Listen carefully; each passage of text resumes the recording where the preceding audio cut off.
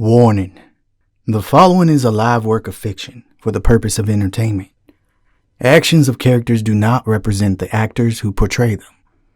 Gravehaven occurs in a southern Gothic horror setting and may contain graphic depictions of violence, death, and more. Due to the nature of roleplay, other themes of mature content may occur without warning. Viewer discretion is advised.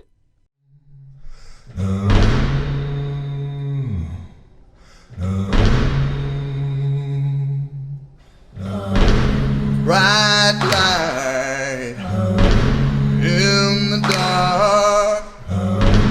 Now you're nothing but a spark. No.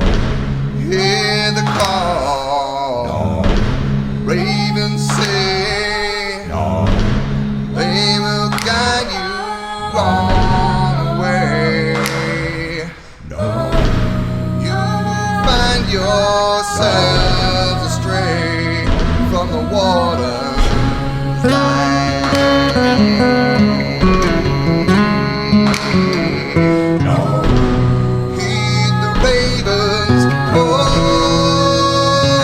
or the guard will roll.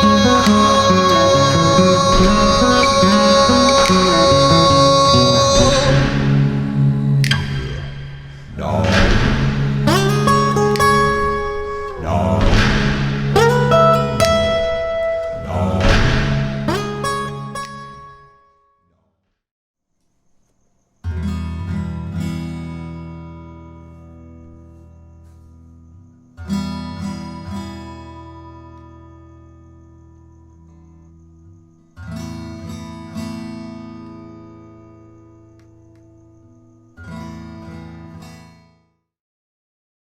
Last time we left off, Whistler and SABRIEL, along with Im, Thray, and Tobias the Batcat, you all went into the chamber where they were constructing the stained glass windows.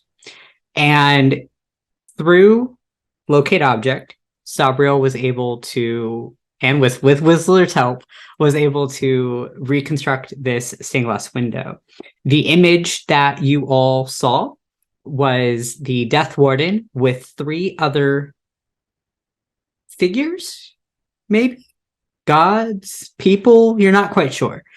And one of those individuals was tall and burly. One was a female with a silk wrap over the eyes. And the third was a non-binary individual with a large tome that they carried. Tobias the Batcat was very excited to get out of the chamber, and through communicating with Im, wanted to go and see the bell tower.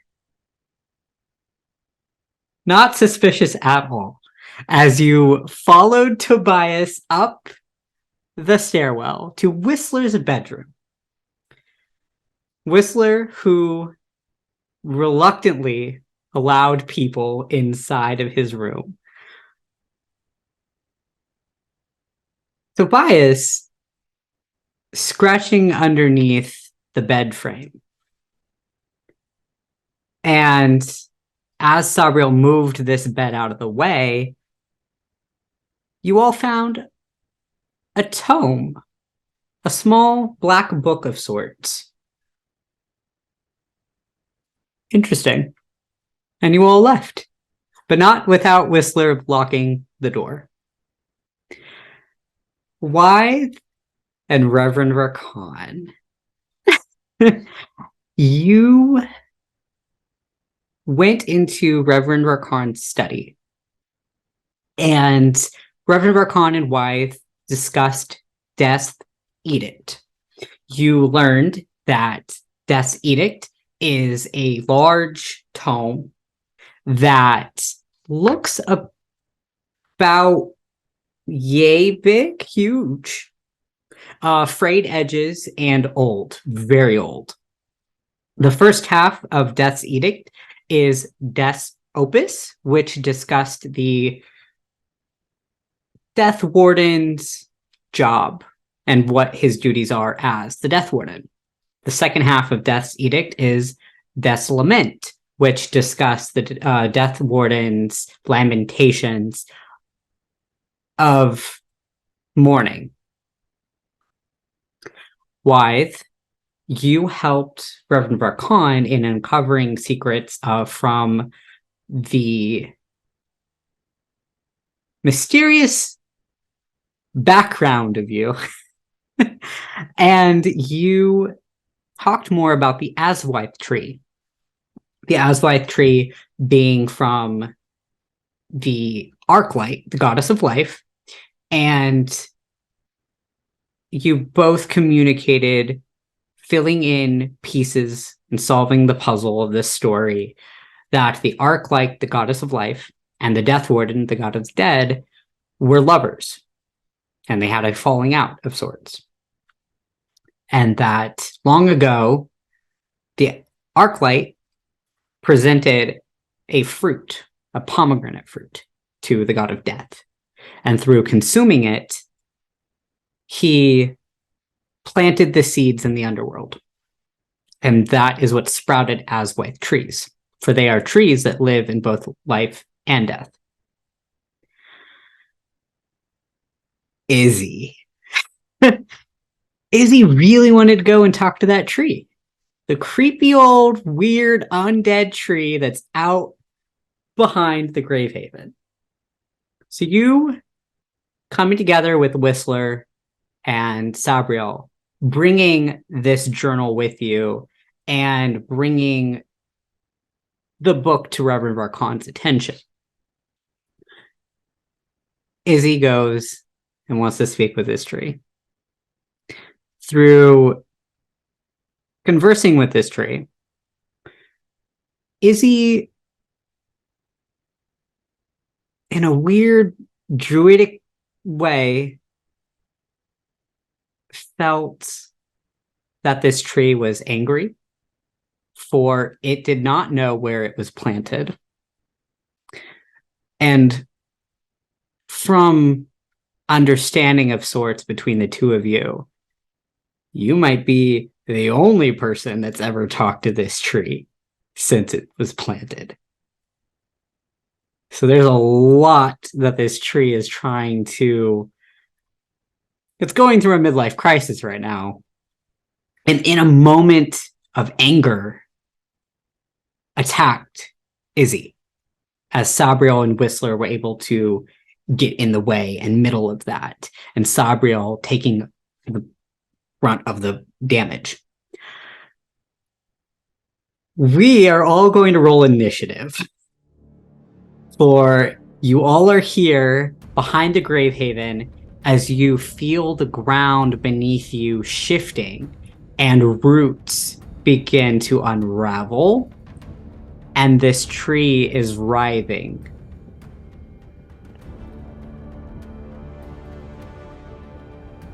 So, would you like for those of us who aren't here to roll initiative as well? You are here, yeah. So Reverend Varkan and Wythe, you came on to the scene at this exact moment. Ah, I see. Yes. Also, Izzy, with SABRIEL, you do have Sanctuary on you. And Soul Scythe, I believe, is out. Yeah, Soul Scythe is very much out. But okay. SABRIEL's going to immediately attack. The worst possible time for me to have rolled it, but I got a natural 20. Ooh, nice. Oh, that's good. I mean, that's good. That's very good. I mean, initiative is not usually when you want to roll the natural 20, and cleric you usually want at the end of your round, but I'll take it. I ain't mad. How often does a cleric get to roll a natural 20 during initiative rolls? It's like unheard of. All right. Who got above a 20? Okay. Reverend 21. Okay.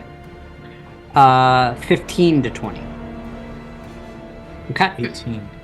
15? 15? 18. Yeah. So Whistler and then Izzy. Mm-hmm. I have 10 to 15. 0 to 5? Or 0 to 10? I got a 7. You got a 7? You skipped the 10 to 15 number. Okay, 10 to 15. 11. I got 11. I'm just going to say 11 at this point, yeah. Sabriel. And then I have Wyatt. Perfect. So I have Reverend Varkan, Whistler, Izzy, Sabriel, Wythe. Great. You all get to go first. So, Reverend Varkan, it is your turn. As you come upon the scene, you see Sabriel, soul scythe out, and a green aura around Izzy. He's trying to... So I would say Sabriel's still trying to talk it down. He's got Soul Scythe after just in case, but Okay. he's not immediately, like, in fight mode. Got it. Because it's a tree.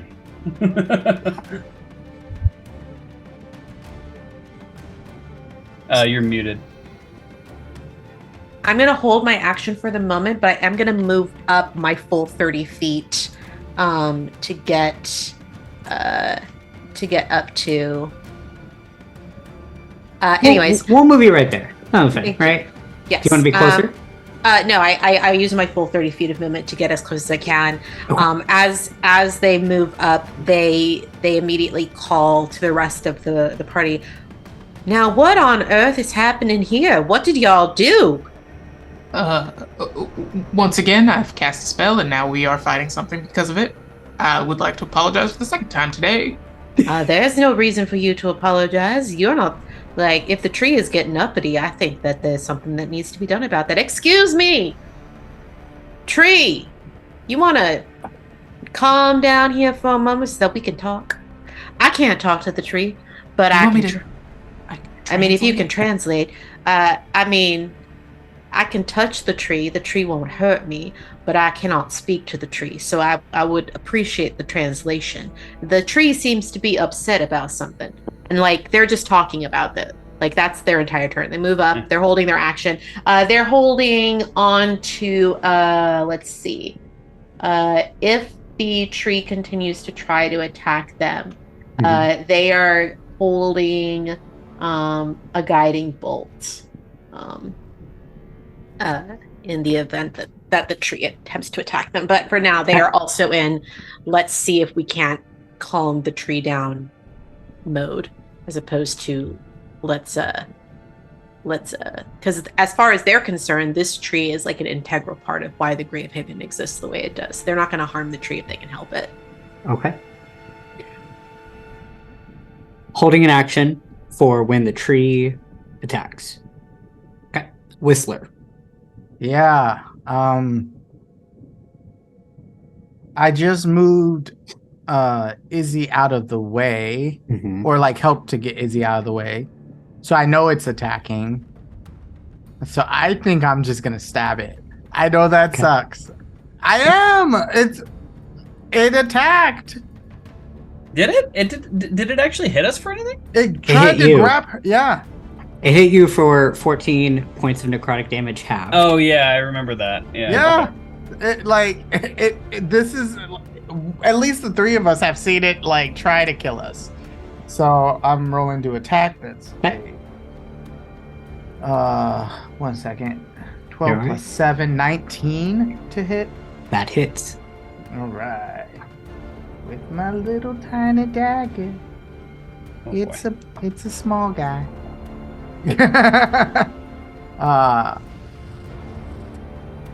That is a 7 points of finesse damage. Okay. No, simple like slash damage.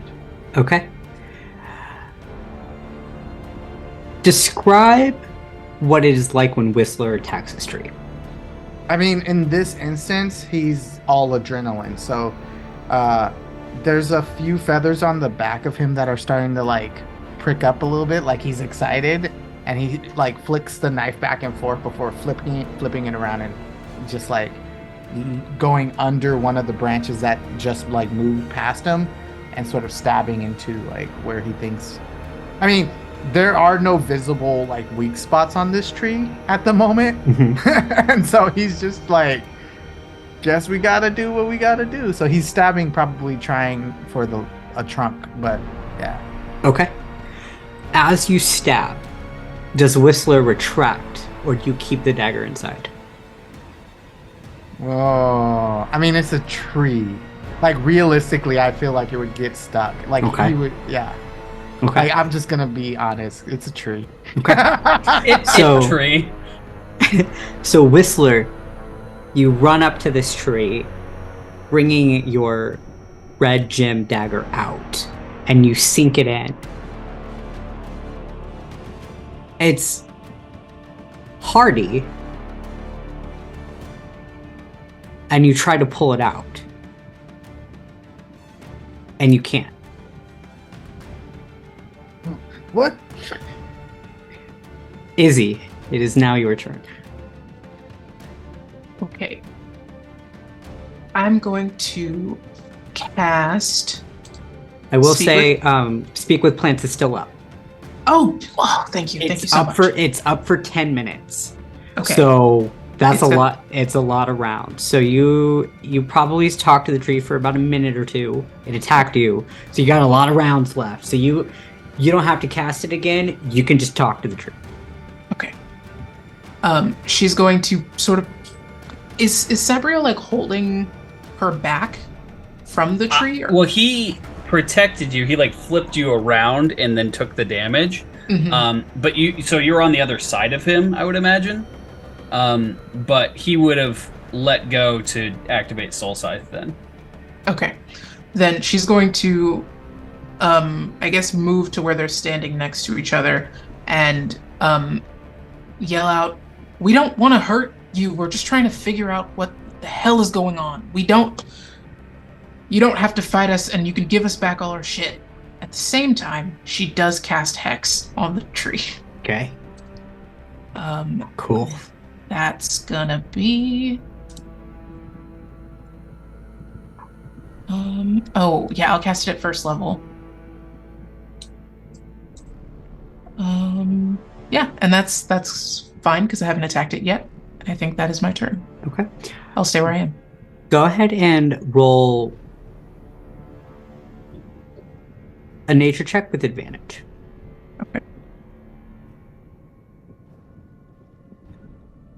That is an 18. 18. Okay. As you're trying to persuade this tree down, you let slip out the hex around this tree, and you can see this indigo energy.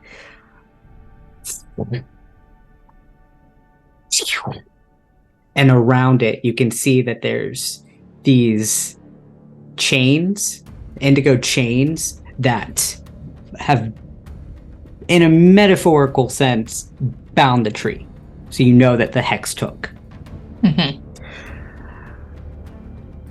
You, as soon as you let loose of this hex and you watch it, the tree rise again, and you hear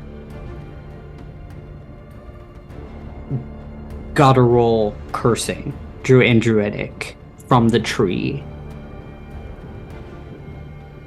And then you look over at Whistler, who's trying to get the dagger out.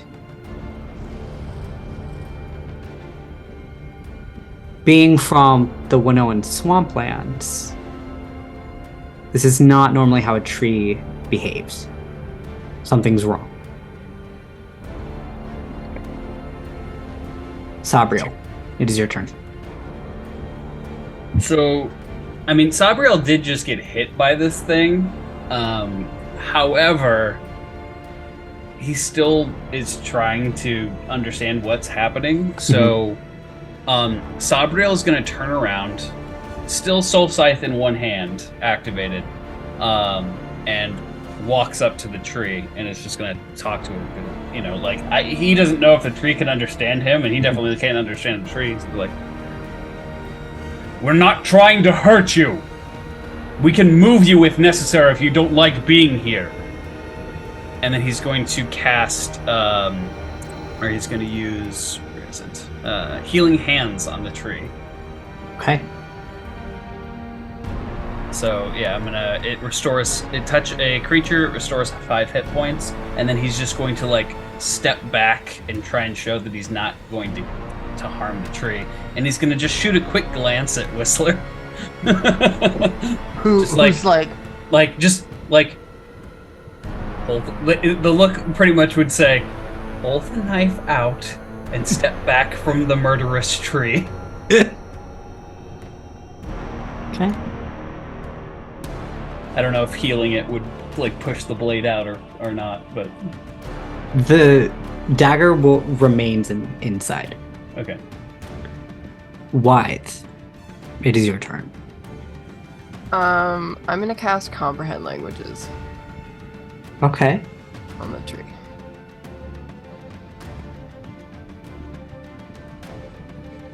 So he can comprehend all of us. What? Will no, it be it able means to I can comprehend? understand the Oh, tree. okay, what okay, it's okay. saying. Because it keeps muttering something. Yes. I don't know what it's muttering, but It was Izzy knew that it was in a druidic way speaking incantations. Mhm. So yes, as you comprehend languages,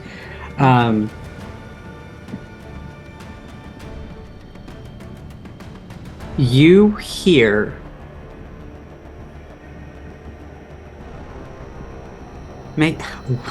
roll an Arcana check for Wythe, actually.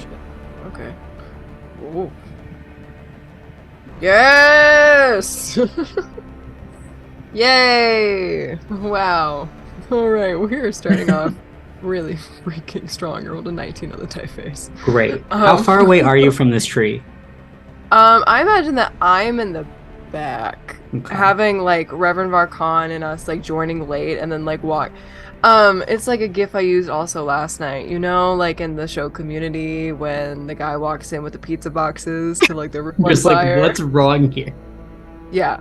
So I imagine Wild's in the very back. Okay. And that's Why 26 for Arcana, it- by the way. 26 Arcana? Okay. Why do you hear...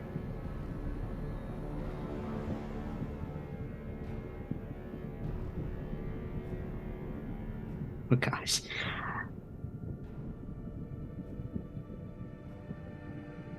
You're different from them. We can feel it.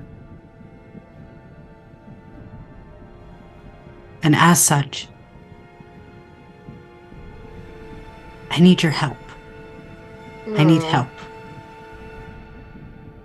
And that's what you get. Can I do anything else on my turn? Izzy does hear this. Oh, yes. Because that is still the you hear that. But what's interesting is you hear a guttural. Izzy hears a guttural. I need help. Wythe hears help me. It's the same thing, different tones. Interesting. Huh. Is there anything else I can do on my turn, or was that the entire interaction? Because I did actually technically roll for Arcana, so... You casted a spell, and then you did have that communication. The Arcana roll, so... Yeah. Okay. It is now the tree's turn.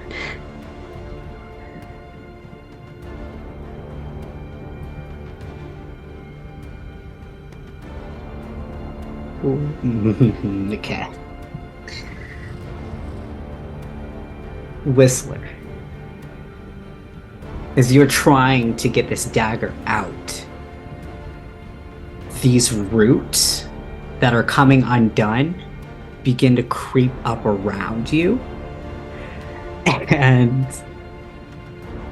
they are going to try to grapple you and keep you sucked in.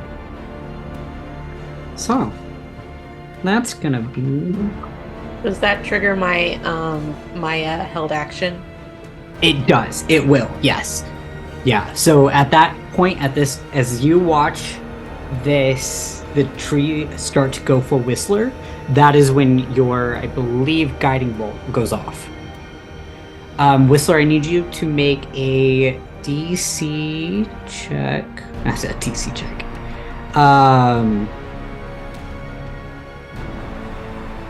A grappling check. So let's just do For you, let's do dexterity. So do a dexterity saving throw for me. All right. Ooh, I like dexterity. That's an 18. Yeah. As you feel the dagger not coming out, do you leave the dagger behind, or are you going Absolutely to not. Absolutely Okay. not. Okay. That dagger is not ever getting left anywhere. So go ahead and make an athletics check as well to try to get that dagger out as you flip off the tree. I knew it. I knew it was too good to be true. I got a 16. Okay. I have a -1 in athletics. That's Okay. the I was gonna say, I imagine him like on the tree with both legs. with like, both pulling. legs, like Yeah. pulling. As these roots crawl up, and you can see now that you're right here in front of them that they are black. They are dark. And they crawl up around. And you, in a graceful move, pull the dagger out and backflip off of it as Reverend Varkan's guiding bolt hits the tree. Just a glance. It's just a warning shot. I do hit, but for only 10 damage, and I really want it to be like just a graze, like just a back up off my people kind of a deal. Like it's not. I mean, 10 damage isn't much, so hopefully it doesn't like. But it is like a leave my people alone, please. Okay. And I imagine that it is my turn as well, because we're back at the top, yeah? Almost. Anyone within 30 feet of the tree, you also need to make dexterity saving throws. Ooh, fun. As the roots have begun... You're not Wythe. Not Wythe. So I believe that would be everybody besides Wythe. Fantastic. That is a 10. I do another one? That's mean. I mean, you have a likelihood of actually passing yours. I don't. Not in a million years. And this is dexterity saving throw? Yeah. Okay, that's a 7 from Sabriel. Okay. It's a 10 from Reverend Varkan. It's a 14 for me.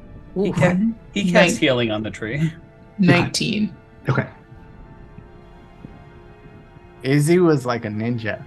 It's a tree, man. I know what trees do. Not this. So, Yeah, not. so I believe Sabriel's the only one that failed. Even with a 10, I did not fail? It's a... Yeah. Nice. So... Interesting. You see that these roots begin to crawl up your legs, and you're not grappled or prone, just that the roots are on you. Okay. Whistler, or no, Reverend Varkan at the top of round is your turn. All right. Reverend Varkan looks over their shoulder back towards Wythe. I don't know what it is that you did, or if there's anything that you can do, but I could use your help. And they're gonna launch themselves at the tree and just wrap their arms around the trunk. Like, Okay. they're basically gonna wrap their arms around the trunk, and they're just gonna say very softly under their breath, "You're not the only one who feels out of place here. If I can help bring you peace, I will. But we do not wish to see you harmed. You are special, and you have answers to questions I have." Great. I need everybody to roll a nature check. Oh boy. Everybody. Okay. As Reverend Varkan is talking to this tree. Touch it without being hurt. Oh god, that was a terrible roll. Real bad. So bad. Man. FML. That was a 4. 3. An 8? Okay. So 3, 4, 8. What else do we got? Zach, do you want to go first? Yeah, I got a natural 20, so I got 24. Okay. I mean, what that we makes got? sense. I mean, That it makes does sense. make sense. What's up, Wythe? What'd get? you get? Oh my god, wait, did you guys not hear me? No. Oh my god, I screamed so loud. I guess my mic cut me off because of how loud I screamed. Yeah, absolutely. We have no idea what you rolled. I screamed, so did I. Oh, double nat 20. Hey. Okay. Yeah, no, we did not hear you at all. The rest of us are like, tree. That noise gating really did you dirty. So, with Reverend Varkan, you have wrapped your arms around this tree. Surprisingly, doesn't harm you. As you're trying... Not surprisingly, I've touched it before and I know it doesn't harm me. But I don't think anybody else except for Wythe knows it doesn't harm me. Correct.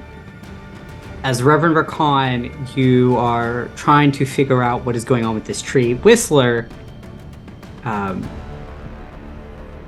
looking at your dagger, you see that there is black ichor upon the dagger, pulling it out. Sabriel, you think it's very odd that these roots are after you, but with your druid and your witch,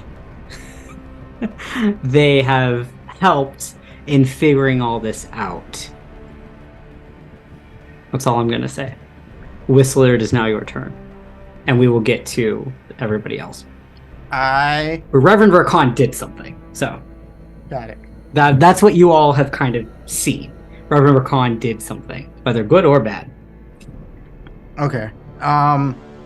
I was told very specifically not to kill this or attack it for right now. But so I back away, but I do that thing where I'm like antsy, like I'm like looking back at Sabriel, and then I'm looking at the tree and I'm like like I want to stab it. Like let me stab it, but I'm trying not to. If you look at Stab. Sabriel, he's got his like hand down to be like, just wait 1 second. Like pretty much he's just like hold. If it starts trying, like they'd And fought then- together enough. And then he does like seeing that look, he then gets eerily calm and goes, okay. And then he just like gets quiet. It's the look of, if it tries to kill us, please kill it. Perfect. So Whistler, would you like to hold your action for Sure. If it goes to attack any of my friends again, stab. Okay. So if the tree attacks, Whistler's gonna come in and stab it. Right. Okay. As a free action, can I sniff the black ichor? Yeah. You What sniff is it? it. You sniff it. It's very. It smells rotten. It does not smell great, but it is kind of sap-like. It's and bloody. So it's like if you mix blood with honey. That's this. It's some sort of blackened blood, Okay. but you have blood from the tree. Finn, this begs the Sticking it in question. About. I was like, this begs the question. When was the last time you mixed blood with honey, Finn? You know, experimentations when I was a kid. I don't know. I was like, whoa, this is weird. Don't worry about it. It's fine. So, Izzy, it's your turn. We're gonna circle back to that. Okay. But At the top of the round, Izzy, would you like to know before or after what the nature check was? Your choice. I want to know before. You want to know now? Yeah. Okay. Izzy, as you see with Reverend Varkan wrapping their arms around this tree and speaking to it, you hear responses that Reverend Varkan can't. You hear that guttural cursing, vile, but Reverend Varkan's still not being hurt. And you can hear that the tree wants to hurt Reverend Varkan. but can't. In a weird way. And you also pick up on this tree is corrupted.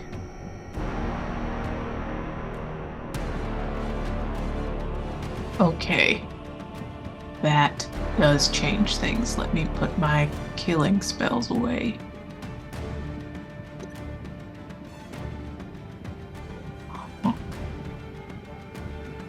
Remind me, did this tree react at all to necrotic damage?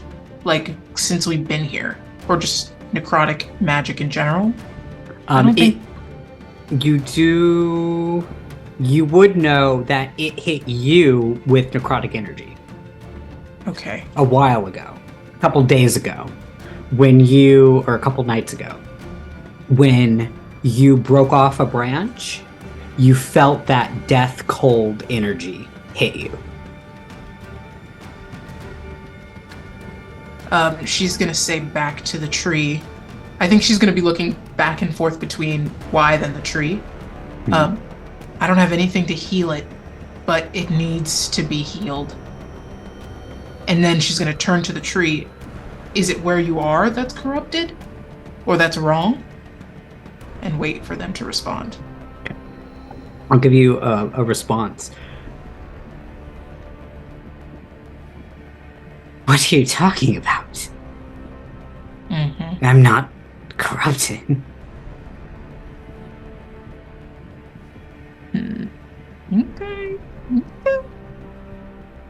Do I still have, can I cast a spell? Sure. Yes. Yeah. Okay. At this point, it would have just been piecing everything. But you still have that action, so yes, you can cast. Okay, then I'm going to cast Wither and Bloom. Okay. I'm going to go up to the tree and cast Wither and Bloom. Okay. As close as I can get to it. Especially if I have to go behind it to make sure that I'm not hurting anyone else, I will. You want to go behind the tree? Yeah. Okay. Just making sure. Yeah, so that's a con save. Okay. Oh no, it's a creature of choice. I'm just going to go to the tree. I didn't want to hurt them, but we're okay. Cool. So it is a con save, or do I just... It's fine. Yes. Okay. Con save DC 13.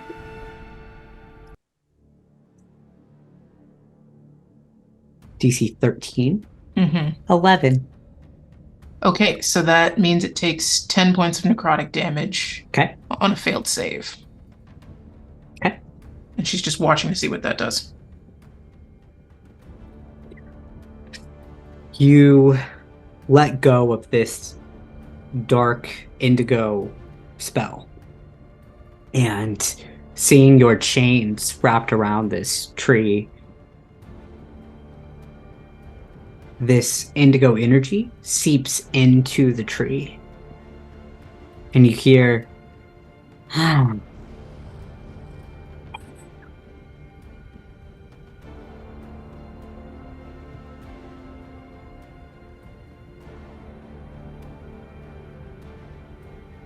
And that is the end of your turn. Yeah. WYTHE, it is now your turn. Or no, SABRIEL. SABRIEL, it is now your turn. Okay. Yeah, so SABRIEL is watching the events, sees Reverend Varkan just launch themselves at this tree and like looks over in confusion, looks to Whistler holding their action, and so SABRIEL's going to ready his scythe to swipe at his feet, but he's going to hold his action to see what's going on. Pretty much he's going to like look to the druid in the party to see like what is happening right now. And that's realistically he's going to be holding his action to swipe at the roots starting to wrap around him to cut them off. Okay. If they're like, yeah, kill it quickly. So that's pretty much what he's waiting for. I will say, because she's been yelling in Druidic this whole time, it does get a little bit more aggro at the end, if we're looking for cues, because I don't think I'm translating. Okay. So, you've been super aggressive, like, in tone? Yeah. And then she casts something that should have hurt it, but mixed results. He's still gonna wait for something more sure, I believe. Okay.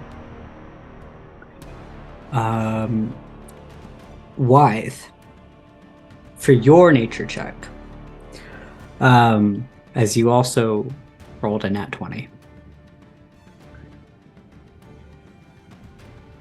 You see in this panic of fighting, you watch Whistler looking at this black ichor. You see Reverend Varkan hugging the tree. SABRIEL is preparing for a fight as these roots have started to make their way up to SABRIEL. And Izzy dashing behind the tree out of your sight. As you already made the nature check, would you like to know what that nature check was before or after your action? Yeah. Before? Yeah. Okay. Yeah. You get a very different perspective.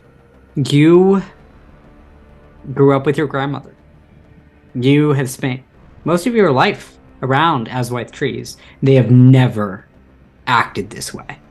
They have been mostly peaceful to you. And as this Aswythe tree is pleading for you to help,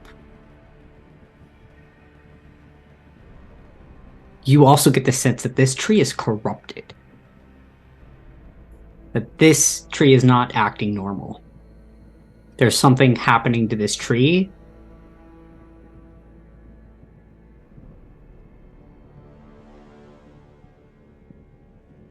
I would say that's what you would get, yeah. Okay. Because I grew up around these trees, do I need to okay. I guess you can tell me. Yeah. If I need to make a check for this. Would I know of any ingredient, since I'm a wizard, any ingredient or like potion or ritual or anything that would particularly be pertaining to these trees that could remove something like a blight or a curse or a something? Yeah. Go ahead and roll Arcana with advantage. Sweet. And go ahead and add a d6 on top of that. Just to add extra to see exactly where you land. Yes. This is nice. This is lovely. We are happy, yay. What? Am I making words? No, probably not. That's a 22. 22? Okay. Your grandmother was very adept in alchemy. Your grandmother was very good at going out into the woods, collecting herbs and collecting ingredients, and going and making potions and salves. There's a lot of sickness in the Sanguine Wilds that your grandmother would go and cure. Okay.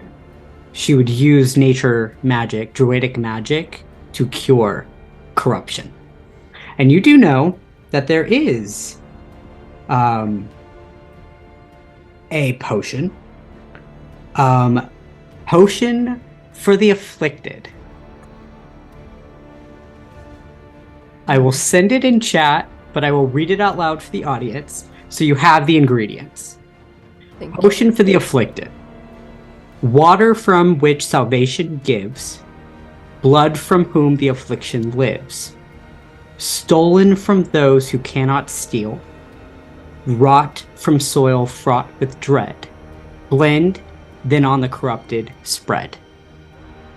This was a potion that your grandmother taught you, that once you gather the ingredients, the corruption would be ended. Did you have that planned?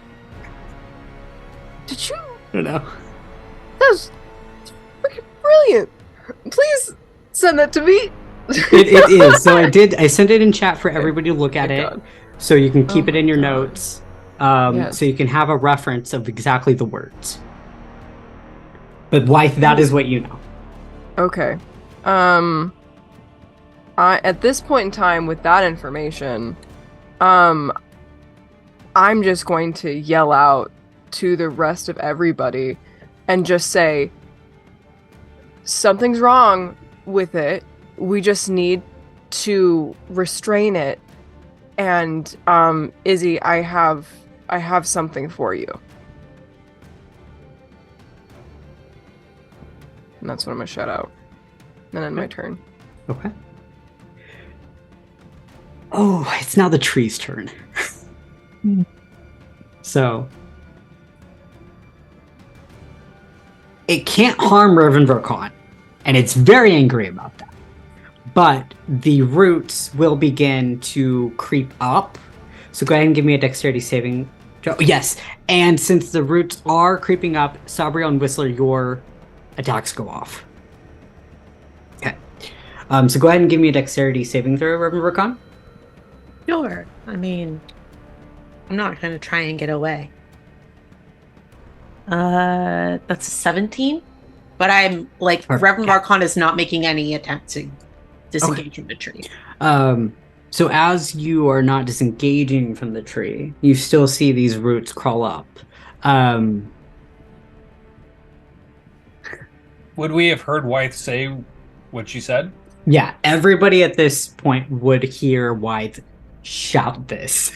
Yeah. Then Sabriel wouldn't attack that point. He would Okay. try and get out of the roots and get as far back as possible. Okay. And Whistler, what would you like to do? So I'll say Sabriel, since you held your action, you can do that movement. Okay. And you can get out of that root radius. Okay. Do I need to make a check or anything, or do I? No, am I able you're to- good. Okay. Yeah.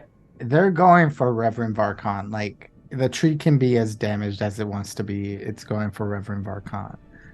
So I'm going to, instead of getting close, he like looks at his arm, sort of fixes the bracer on it, grabs the special dagger, flings it. It leaves his hand, stabs the. I got a 23 on that roll. Okay. And then, That'll hit. that's going to be up. That's the worst damage. It's going to be 6 damage. I got a 1 on my roll, and I have a +5. But as the dagger pierces into it, Mhm. it disappears and appears back in his hand. Cool. You see, as your dagger comes back to you, that black blood drips off of it. Yep. It is just like dripping from it, like Yeah. slowly, like Yeah. like tree sap. It's gross. And then Reverend Varkan,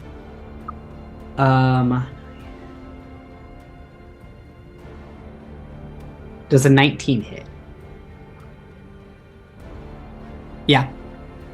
Okay. For sure. As definitely. you see, one of the branches come and try to fly you. Yep, go off.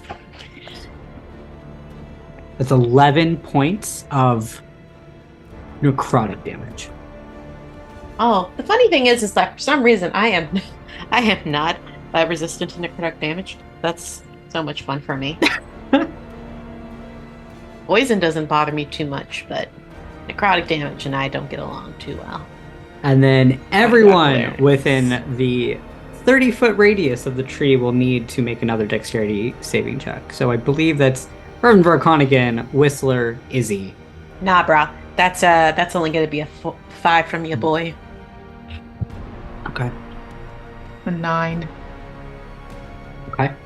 Why you do me dirty like that, die? 22. Okay. Can't do the nature rolls, but I can be a little dexterous. It's almost as if you're built for that. Reverend Varkan, you hear and feel these thorny roots coming up to your hips now. And Izzy, you We're in feel this together. You and me. Reverend Varkan just hugging on to this tree. Izzy, you also feel those thorny, like almost like a bramble feel up, encroaching upon your like legs.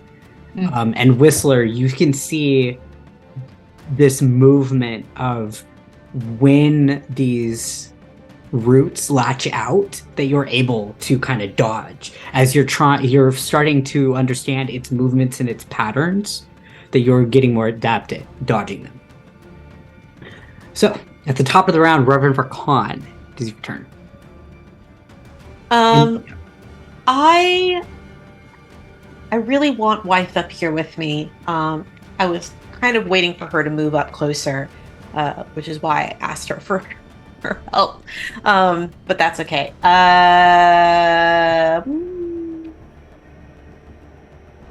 I am going to roll resistance on myself, cast resistance on myself, Okay. and keep hold of the tree. Cool. Perfect. Great. And is that the end of your turn? Resistance? I roll resistance on myself, and that's only a cantrip, so I don't know if I can also cast a spell. That's up to you, DM. I would say probably not.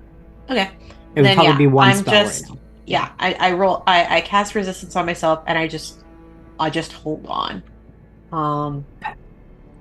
You feel this cold, dark energy all over your body like a shield. Almost a veil has been dropped on you.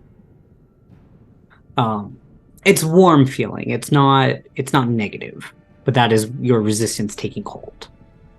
Reverend Varkan will also reach out one of their hands towards Wife. Like, Oh. Come Just here, where are making it you? There you are. Absolutely clear. You're like, hey, listen. Perfect. Whistler, it is now your turn. Yeah. I know we're trying to help, but I don't know. I honestly don't know what is best. do what feels Yeah. right for your character. Yeah. Reverend Varkan isn't going to get mad at anybody for doing what they feel like they Yeah. need to do. Like, and I and think neither he would continue neither that. will I. Like, Yeah. do what you got to do. Yeah, like this tree is, even if it is blighted, like it's at least trying to lash out at someone I care about deeply. So I'm gonna just fling another one of those at it. I love this bracer. I forgot that it was the magic item I picked. That's a 12 plus. Where are the weapons? On the front page. That's going to... Ooh. Really? 21. Yeah. Cool. And then hopefully not. I don't roll a 1 on that. I roll a 2 instead. It's going to be 7. 7 points. Yeah, but it's magic. Okay. What kind of magic? It's just a +1 magic. Okay. Got it. Okay. Generic magic. I mean, like, what I would love it to be is like, I mean, it would be cool if it was necrotic, but it's definitely probably just generic magic. Okay.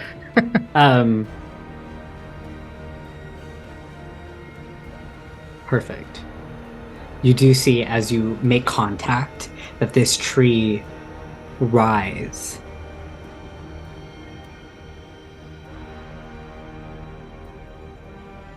And then you feel underneath you roots. Almost as if it knows who is attacking and who isn't. Oh no! I mean, that makes sense. Izzy, it is now your turn. Okay. We have already been told to kill it or let it rest. So I'm going to Wythe, you have not touched the tree yet. Okay. I do want to try something. It's silly and it's silly. I want to go over to Wythe and get basically exactly where she is, and I want to change into Wythe. Okay. Interesting. And that's low key all I want to do. Okay. But if I can slap this thing on the wrist, I will. Okay.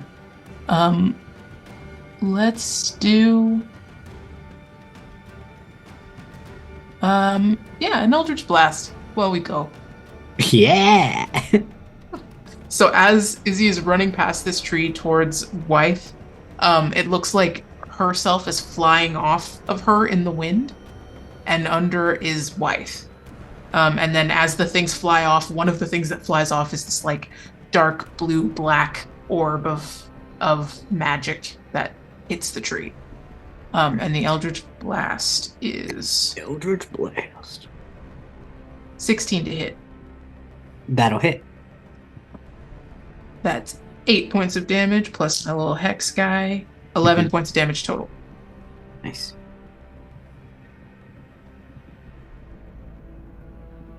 Hey, friend.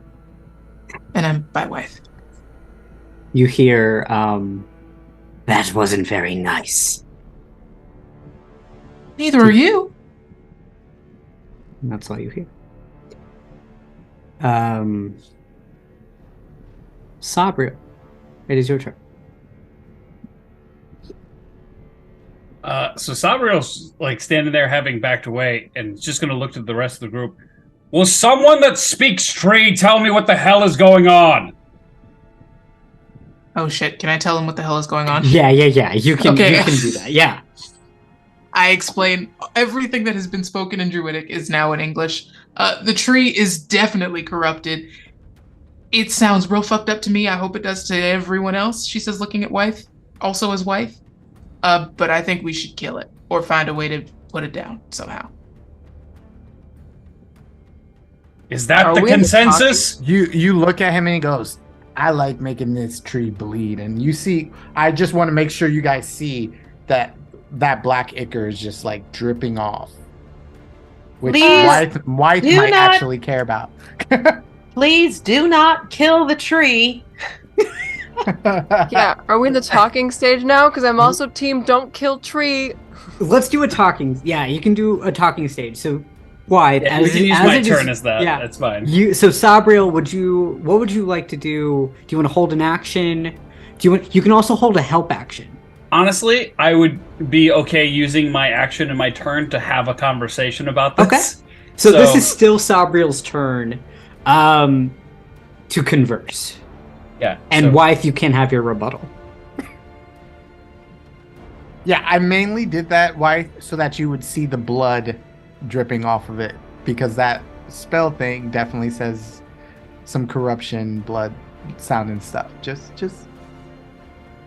Yep. We're trying to help give you the puzzle pieces here. Yep. Is it my turn to rattle off the Yeah, recipe for the spell? Okay, great, cool. Yeah. Amazing. You just in the panic and confusion, Wythe just rattles off the ingredients for this spell, and she breaks out for this potion, and she breaks out her grandmother's mortar and pestle, of which she's like, I can make this right now. I just need the ingredients, and I can fix this. It doesn't need to die. It shouldn't die. It's an important tree, and we should do our best to try not to kill it, okay? And, yeah, Sabriel's gonna be like, fine! And then reads off the ingredients, and he's going to, if it's okay if I do this, cast Ceremony on his canteen. Okay. And create holy water. yay! Cool. Okay.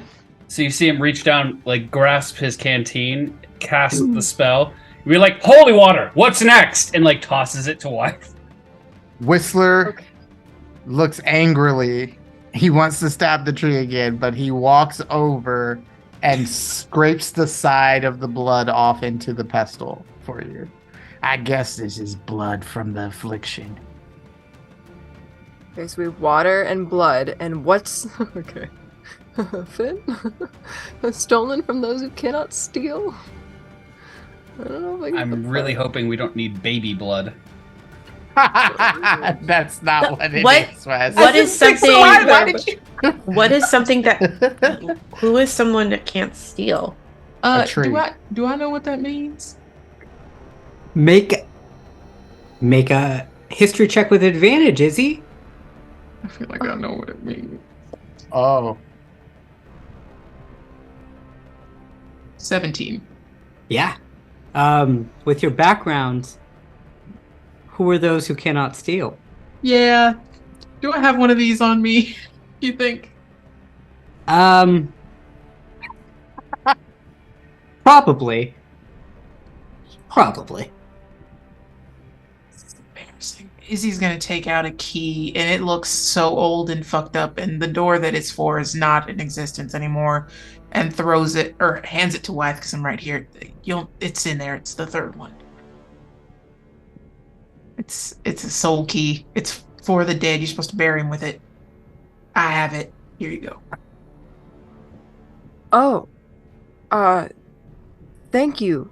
I've never seen one of these up close before. You're not supposed to. And then rot from that which cannot heal, cannot be healed. Undead flesh? Perhaps. I don't have it memorized. Would I count? I don't know if I count. Pretty sure I can heal, and I do heal. that's true. Reverend Rakan, go ahead and make history check with advantage as well. Oh gosh, please. Since you are Okay. You- History check, you said. Let's see. My goodness, I need to use the restroom. 21. perfect, yes. You knowing very well, as you are a reborn, what decay is like. Okay. That's what you get. Don't know that helps me. I got nothing. How far away are the bodies that we buried? Oh, they're on the front end of the church. Oh, okay. You're on the back end. Yeah. I mean, are there any rotten branches lying around? Like, do I see anything that appears to be covered in rot? Perhaps. We're Wow. still in initiative. I wish I could help you, but I don't know what I'm supposed to take from that. I don't. I'm a little bit stumped by that. Herb from soil, fraught from dread. That I think is pretty easy. If we go to the garden, like I'm pretty sure we have like something from the garden. Like, you know, like this is a soil fraught with dread. It's the Gravehaven, so. Here's the thing. You know what I'm gonna do for the you know what I'm gonna do? Rot from that which cannot heal.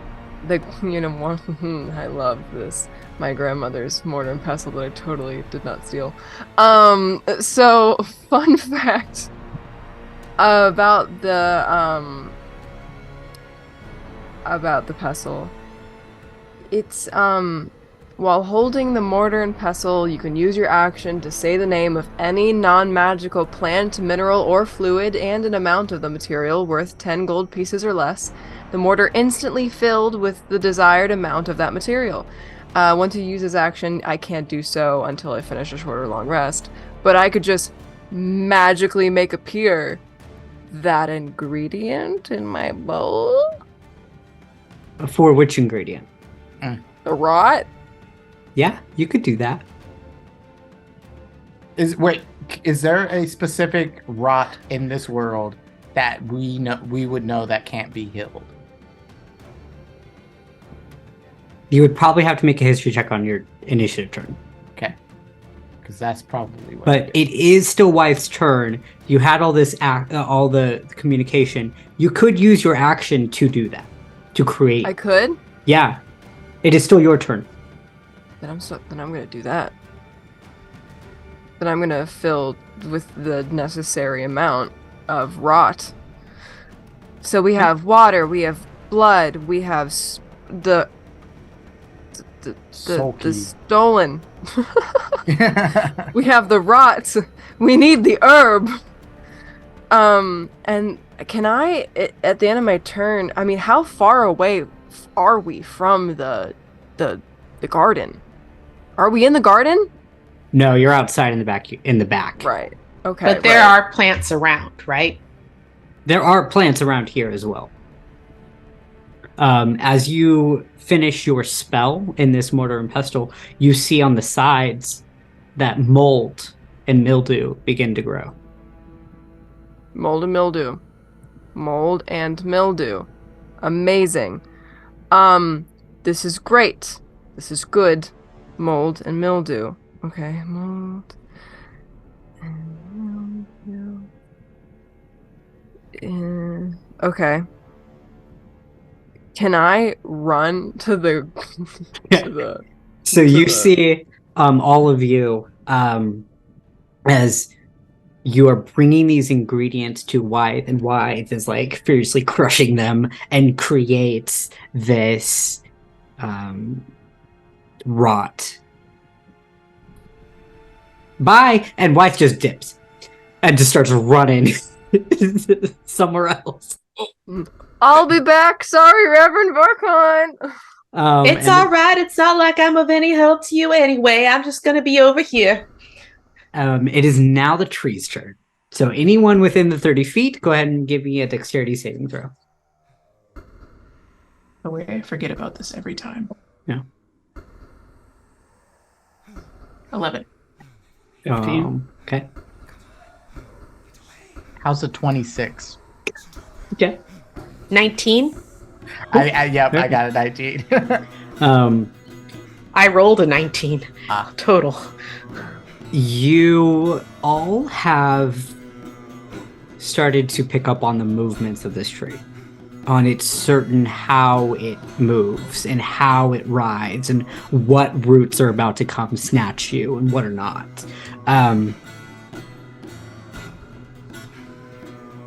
Whistler,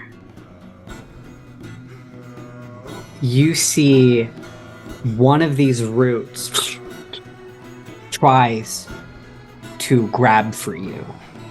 And go ahead and give me a dexterity saving throw. A second one? A second one, yeah. Alright, that was an S. But that's a 19. Okay, perfect. You see as this grasping root, and you push back yourself, and see it go over you, as you're able to dodge out of the way. Mm-hmm.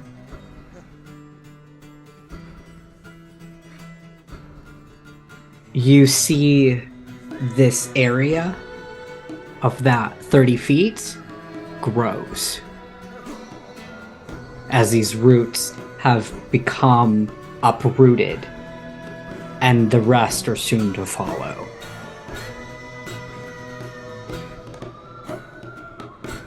Reverend Varkan, it is your turn.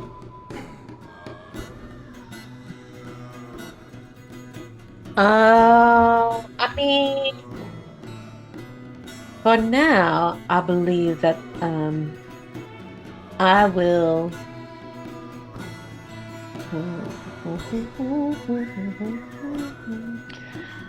There is an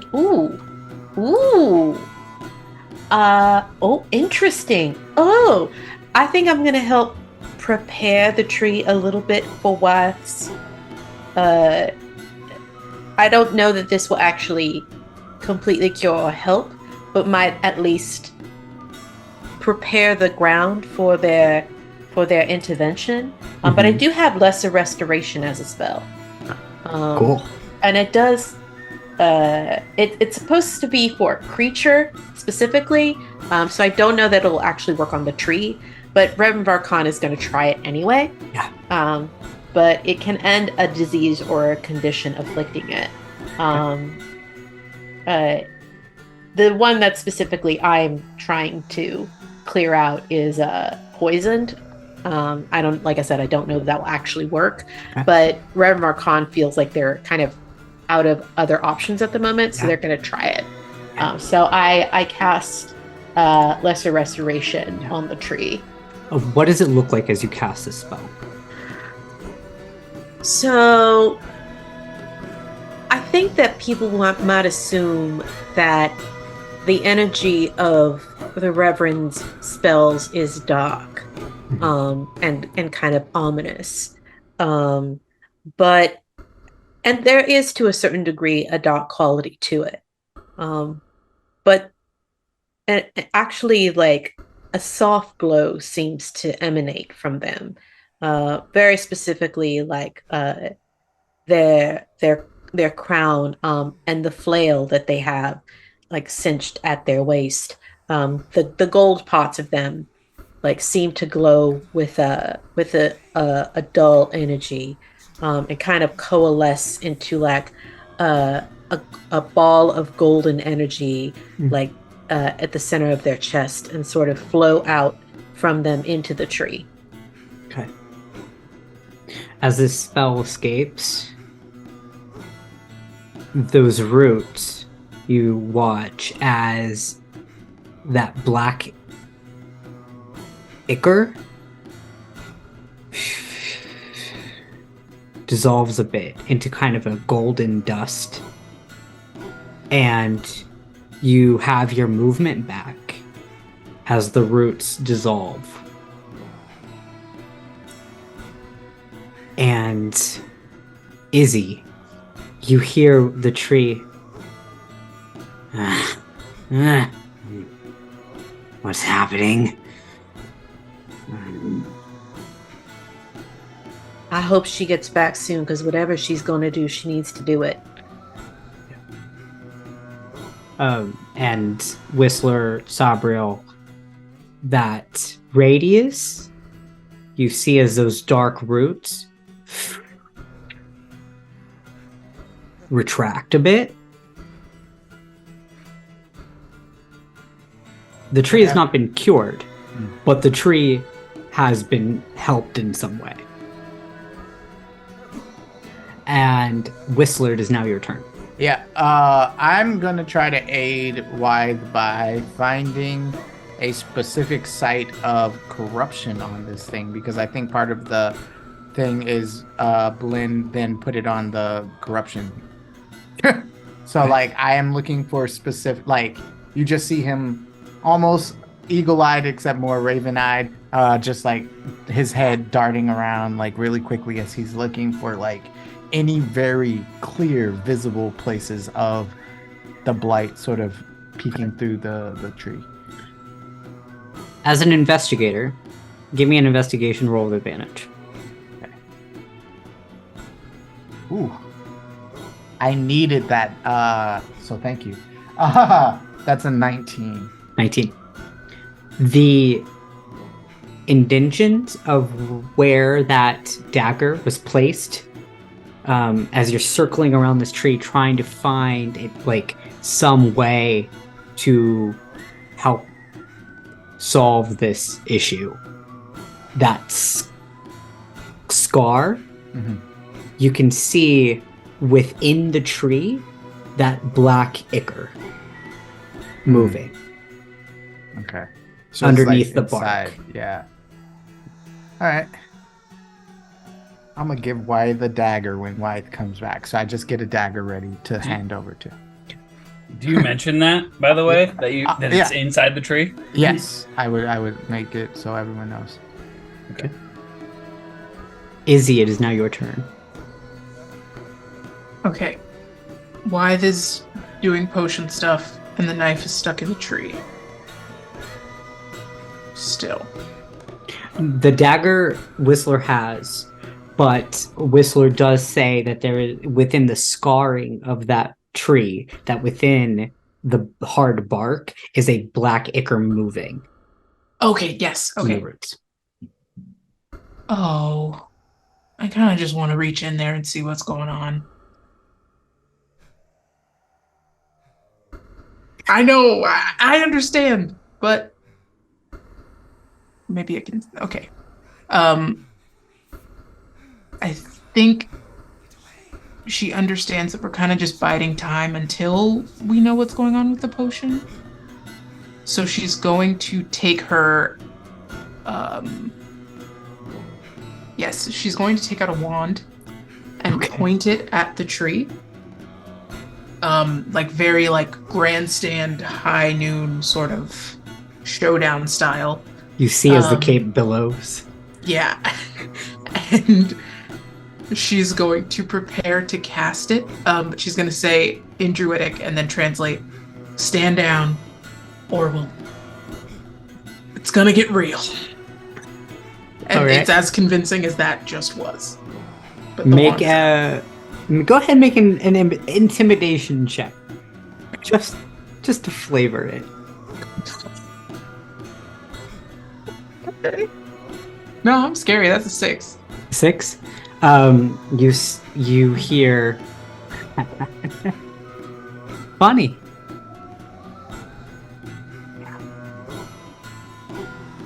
Okay. What? When trees talk back to you, dang, that tree clapped back. Yeah, she's not going to translate that. I think she'll keep that to herself. Rude. Oh, so Izzy, you have this one pointed. Yeah. Sabriel, it is now your turn. So Sabriel is worried that the small dagger point might not be big enough to get the healing stuff in. So he doesn't want to like injure the tree preemptively, I guess. So I'm gonna hold my action to see if Wythe gets back, and then I'm gonna make a swipe with the lantern staff and soul scythe. Okay. To because he's tall, at an angle downward, so that there's an easy way for them to like slide the salve inside of the tree, in like a big area, so that it can get as much as possible. So he's just gonna hold his action for that. Okay. So Sabriel, are you close to the tree as you're about to do this?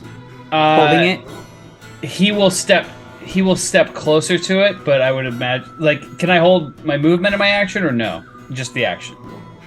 I would say for me, it depends on Homebrew World. So here we go. If you have your action and it doesn't go off, I feel that's kind of shitty. So you can still move, if that makes sense. So you can't hold an action or a move, but you can still kind of do something with your turn. Okay, all right. Yeah. So if I can't do move and action, then he will move in, knowing that he can take some of the damage. Okay. And he's just ready to slash with Soul Scythe. Great. Wythe, it is now your turn, as you have rushed in to this garden that you were here just a few nights before. Herb.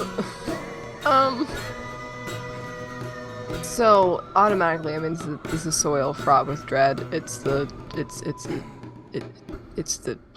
domain of Joharos. So I'm just gonna grab the first herb I can find in this soil.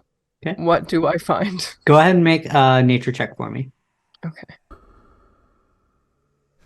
Okay, nature's pretty with good. advantage, because your grandmother would have told you how to concoct the potion. I feel like 2023 is really a turning curve for me when it comes to rolls. Oh, okay.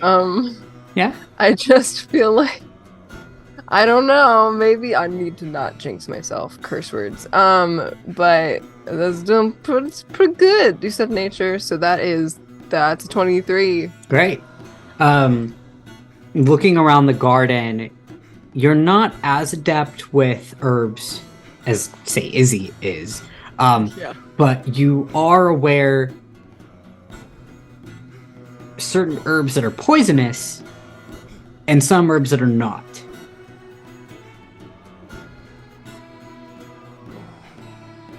So I'm going to grab something like mint instead of belladonna. Great. Okay.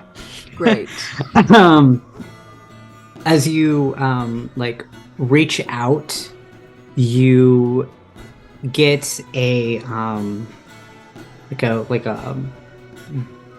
black leaves that peel out, and kind of like a sort of similar to a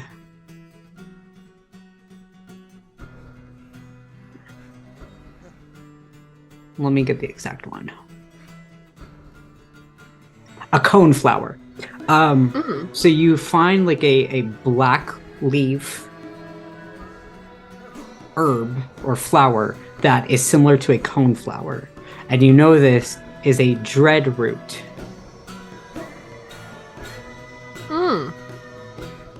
Which are herbs that grow in graveyards. Okay. That makes sense. As soon as I grab this, I'm going to command that the pestle start mixing it, which is another fancy thing about this pestle. It'll just grind on its own. Great. I'm going to run back. Yeah. And just like as fast as I can, just like running, jump, athleticism. I don't know what you want me to do at this point, but just like I'm just through the wind. Just give me an acrobatics check. It's a WYTHE. Great. Yeah. I'm curious. No. Nope. You said acrobatics? Yeah. Why did I have to say I was doing really good with rolls? Why did I have to say that? It's because you wanted to give Wes the opportunity to make the jokes he's gonna make. And I know. Every now and then we gotta provide the opportunities to get dunked on. It's just how it is. Well, I mean, it's I've not. been rolling terribly, so I don't know. It's not the worst in the world. It's a 13. I have a plus 0 to acrobatics, though. As you are like running frantically to this tree, and you go grind, and this root, the roots are trying to snatch at you to get you. You go no, stop, and then you have made your way to the tree. So would I make my attack roll then? Is that the trigger? Me getting to the tree? Yeah, Pretty much. Why getting close to the tree would be his. That trigger. would be the trigger. Yeah. So Okay. Go ahead and roll your attack on the tree. This is like a quick time event. A little bit, yeah. Okay, so that's a. I'm just over here 16 hugging to a hit? tree. 16 to hit. Yeah, that hits. Cool. All right, and then I roll the damages. Damage. Damage.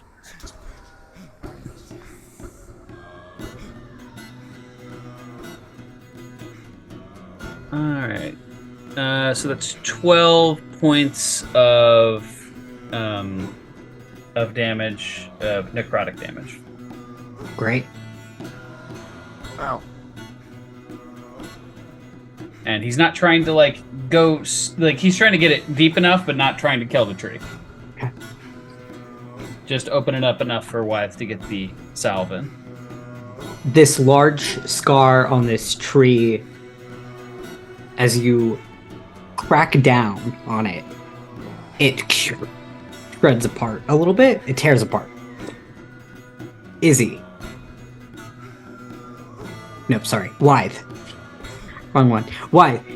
You hear boom, boom, boom, boom, boom, boom from within the tree. As WYTHE is running, when she sees SABRIEL cut open the tree, she readies the potion, and she looks back at Izzy, Who looks like you. who looks like me, which is very confusing, and goes,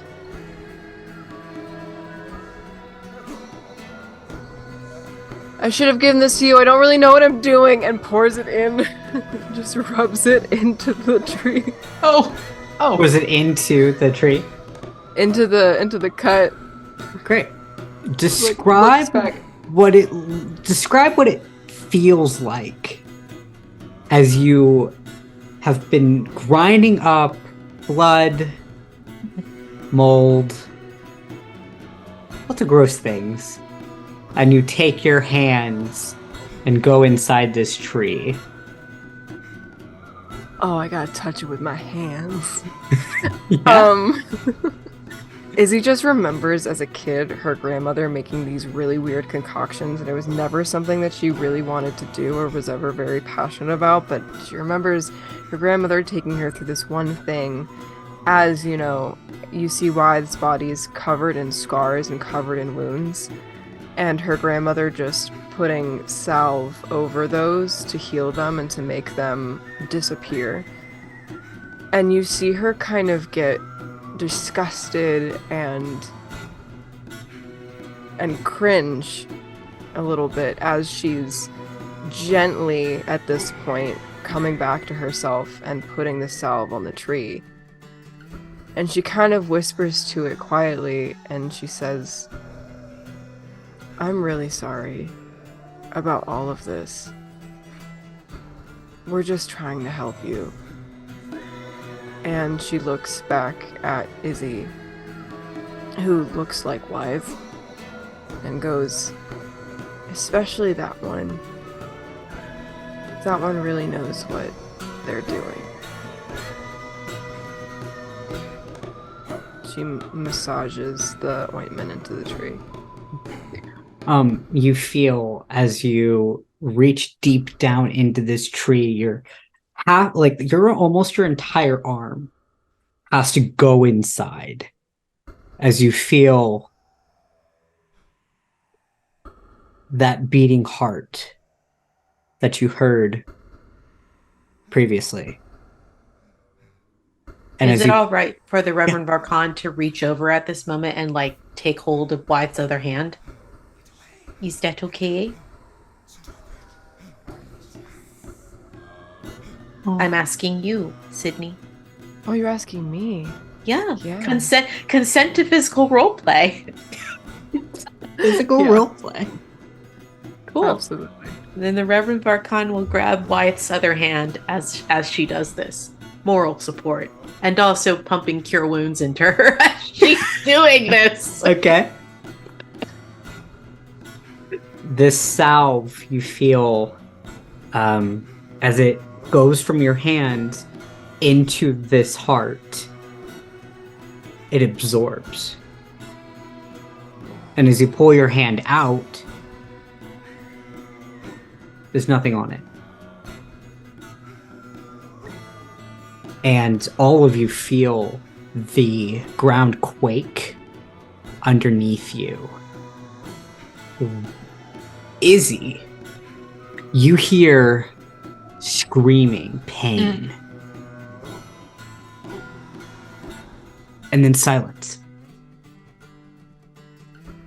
Wythe, you hear, thank you, mistress.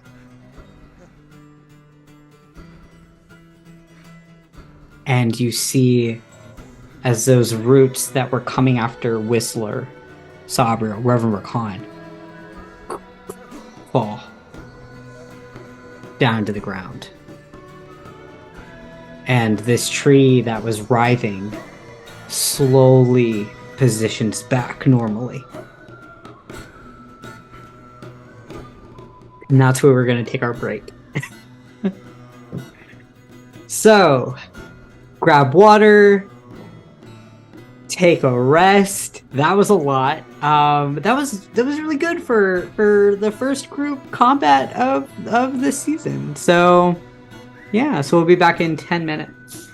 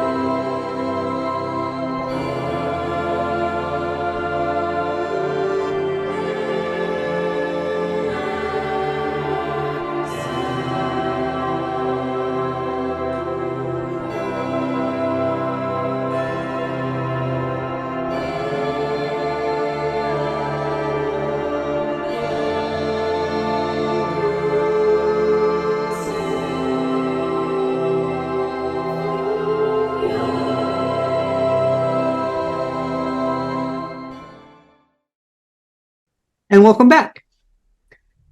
You have found your place around the tree. Wythe has brought her arm out of this tree, and there is no concoction left on it. Wythe, you hear a soft thank you, mistress. And you see before you, dressed in a white cloth, almost like a white robe. Her hair is curly in like something long, dark brunette curls and kind of these gold leaves. Her hand reaches out to you almost from within this tree. It's a little macabre as you see this golden tree and this figure, and tries to touch your hand.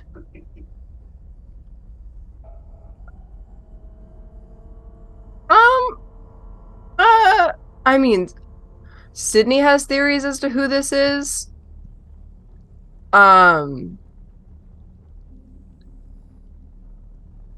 know what? I'm gonna reach out and grab it. Okay. You grab her hand. It's very warm. And she whispers once again, "Thank you for changing their minds." It wasn't just me.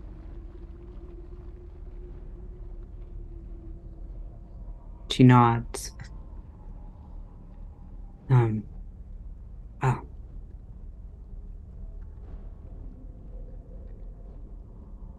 Is there something I can do for you?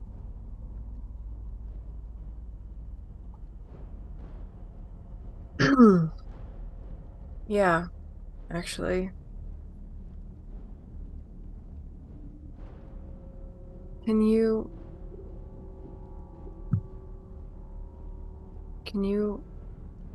give us blessings for this place?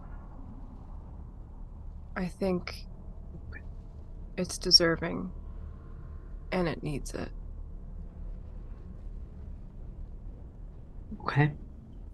You see as she closes her eyes, holding onto your hand, she whispers incantations of a language you do not know. And gold begins to cast over her. And you see as this tree begins to glow from the inside. And this energy flows into you as well.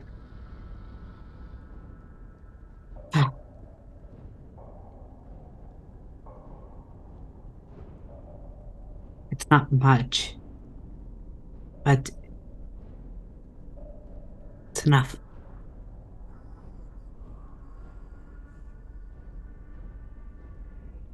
Who are you? The climber.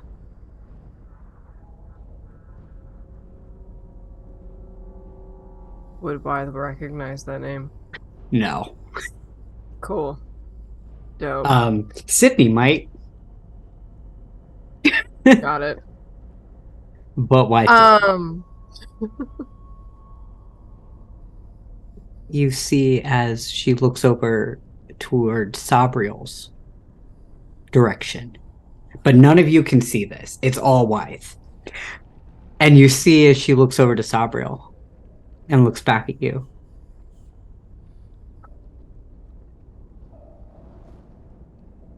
I know it's too much to ask again.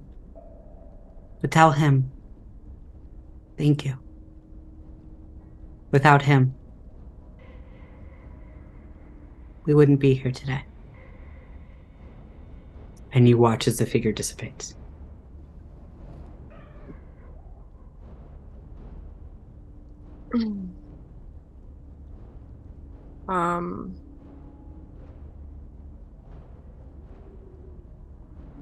Okay. Wythe is going to turn to the rest of the group. Izzy, did you hear any of that? Did I hear it come out like that? No. You only hear the bad side. You hear whatever was corrupting this tree dying. And you hear that it is evil as it is dissipated from the land around this tree. Okay. You also hear, don't worry, my brethren will find you.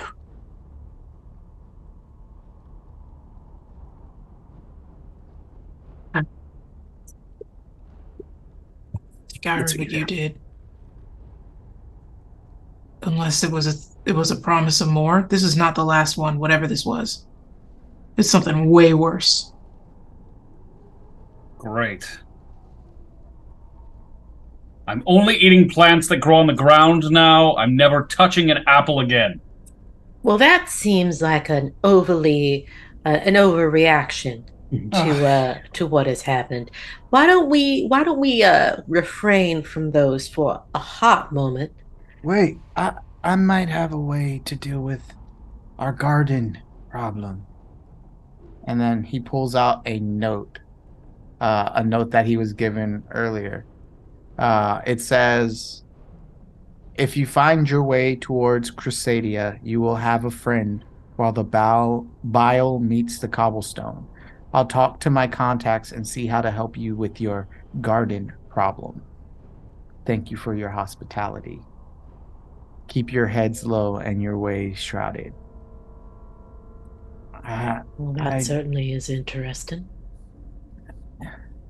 Someone else knows about this. That was the letter that Ephraim left Yeah. when Ephraim left back to Crusadia for Whistler. Yeah. So, looks like we at least have some people who might be able to help us in the future.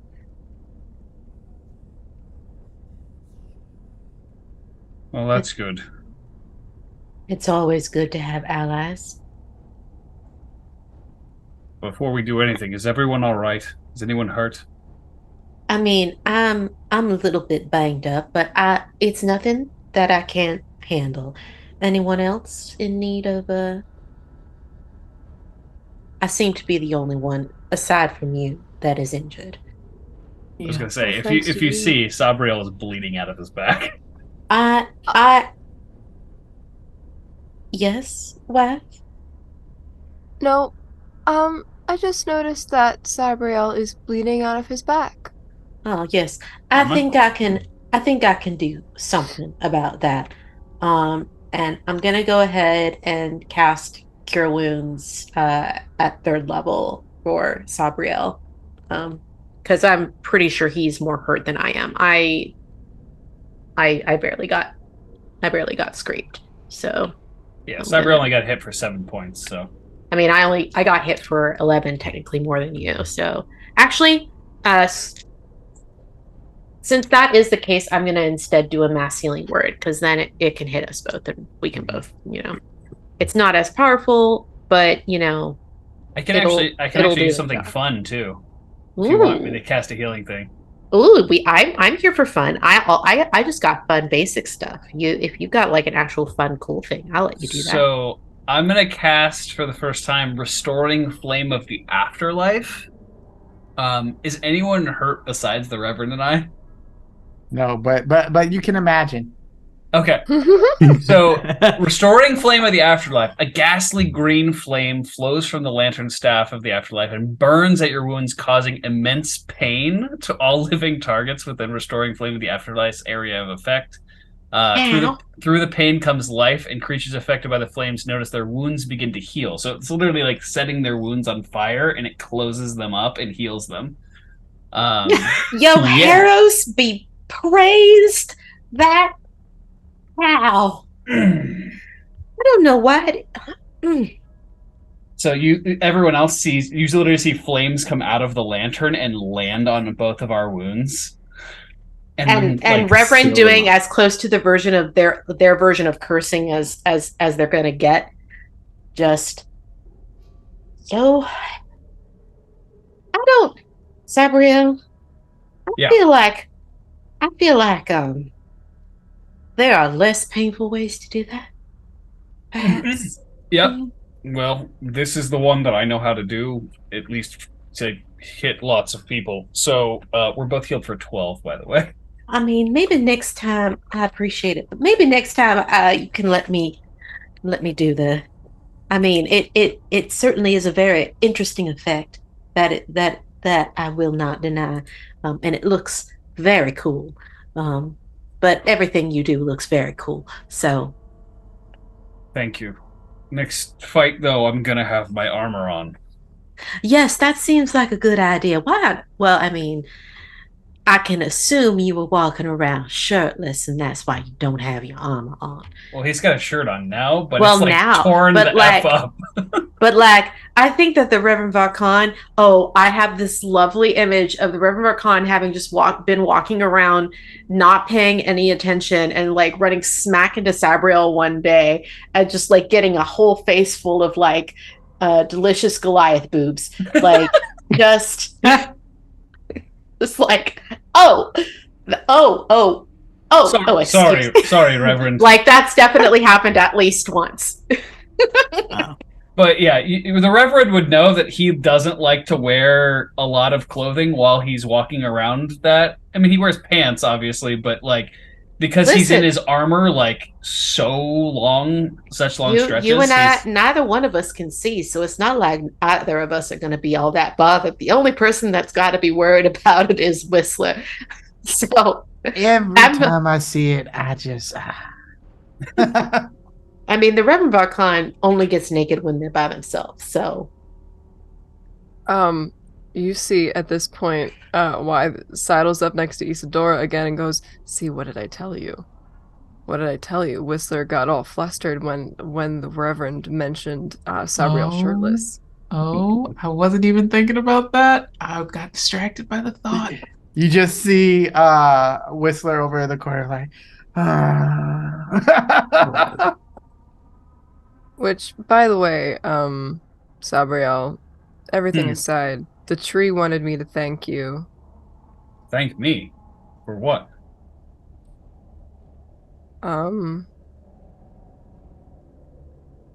For, I don't know, doing a good job. He turns slowly to the tree. You're welcome. I'm sure it appreciates it, but I do have to mention that, Reverend. Thank you for putting yourself in direct danger. Honestly, I think you did more than you realize. You stopped it from getting so much worse. I think I understand, to a certain degree, how the tree feels. I'm not entirely certain how I got here either. I can relate to the feeling sometimes of not being quite where I belong. I don't know where else I'm meant to be. The Gravehaven is the only home I can really recall. But there is this feeling that, especially now, after having met the two of you and things happening the way they have been, until the two of you showed up, it was pretty quiet around here. Now it's definitively not quiet anymore. Well, And I that don't brings think that's a bad thing. No, Well, it's that very brings up- interesting. Well, that's good. Though it brings up a really good point. We really should get going, right? I think so. I think especially this letter that you received from your contact in Crusadia, it seems to me like there's more that we could learn from them. And Crusadia is good a place as any to get started with figuring out how to relocate our druidic friends. It's a large city. It'll be easy to hide them in a place like that. Izzy, are you okay going to a place where they are actively persecuting druids? Oh, I mean, yeah, that's an enemy I know. I've never, honestly, the tree is a little bit scarier to me, but I'm used to it. It'll be fine. Often the best place to hide is in plain sight. Exactly. The one question is, if we're all going, what do we do about? And he turns around to the entire church. Oh, I think Tobias can handle it. And you see just this little eye twitch. Oh, but we can take the book with us. Sorry. Oh, the book is yeah. most certainly traveling with us. We are not leaving that behind. Though I do wish I had a better way to conceal it. I don't suppose. Perhaps when we get to Crusadia, I can find something to store it that will be a little less conspicuous. I can hold it. Oh, do you have something that can keep it from being seen? Oh yes, I can hide it with the rations that I keep with me to take to the needy. Oh, And he would kind of like lean in and whisper to you, my magic bag that I carry with me.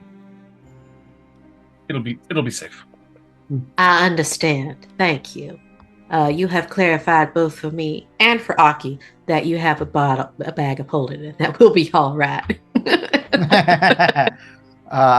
I don't tell everyone this, but before we would leave, I think I'm gonna set some traps around the church. What kind of traps would you like to set?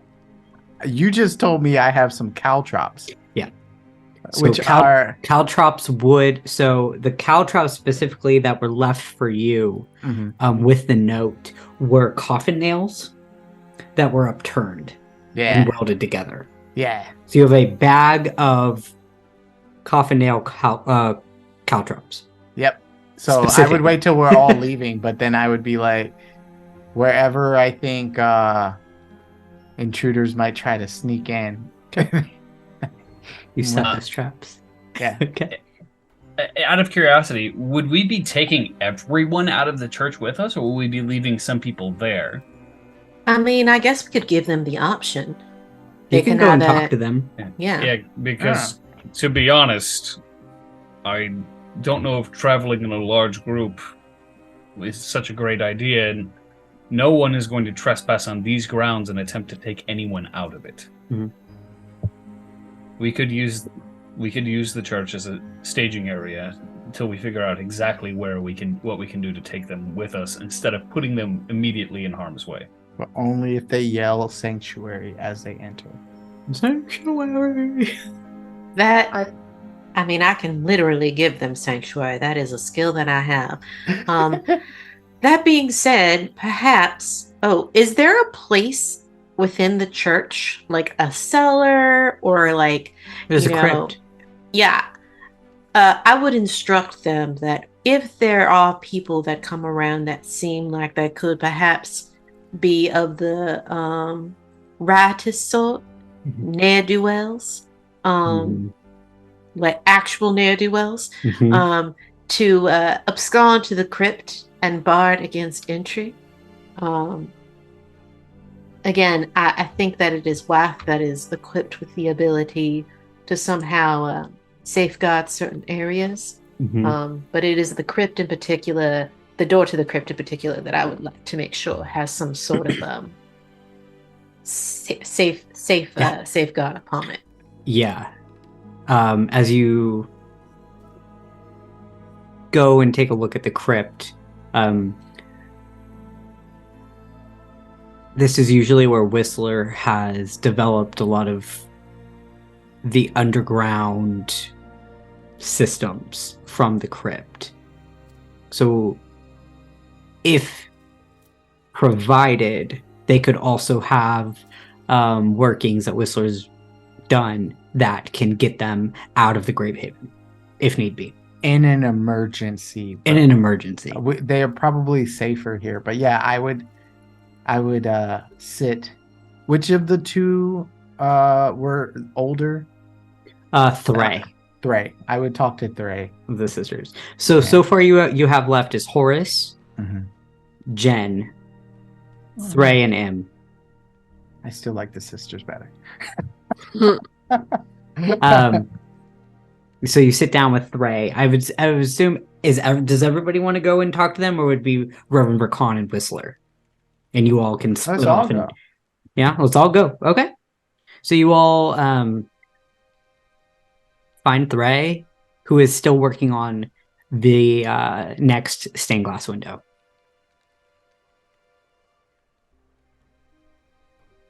Yeah. Hi. There was a lot of yelling outside. Is everyone all right?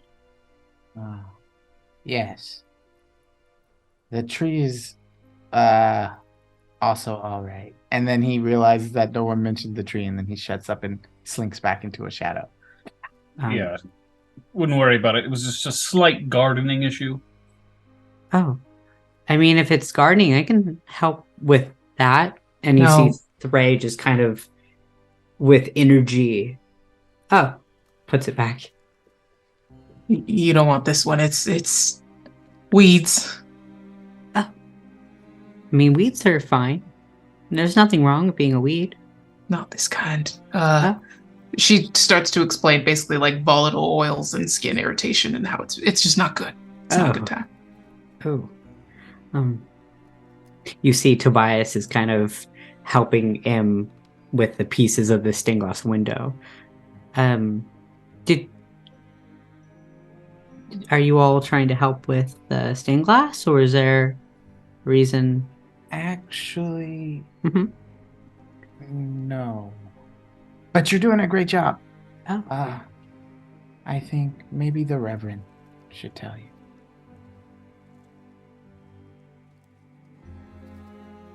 I think that it is grown close to the time that we should consider moving all of you elsewhere for your safety, to help you get to the places that you need to go. We are hoping to take a path through Crusadia, which is a very busy, large city, but possibly the safest place for you to go. And it will be easier to find people willing to help get you to the places that you need to go in a place like Crusadia than it is to any of the other places that we might take you. But you have a choice. You don't have to go if you don't want to. We love having you here. You've been delightful guests. Thray answers, "You're going to Crusadia." We are. She We are looks towards seeking her answers. sister,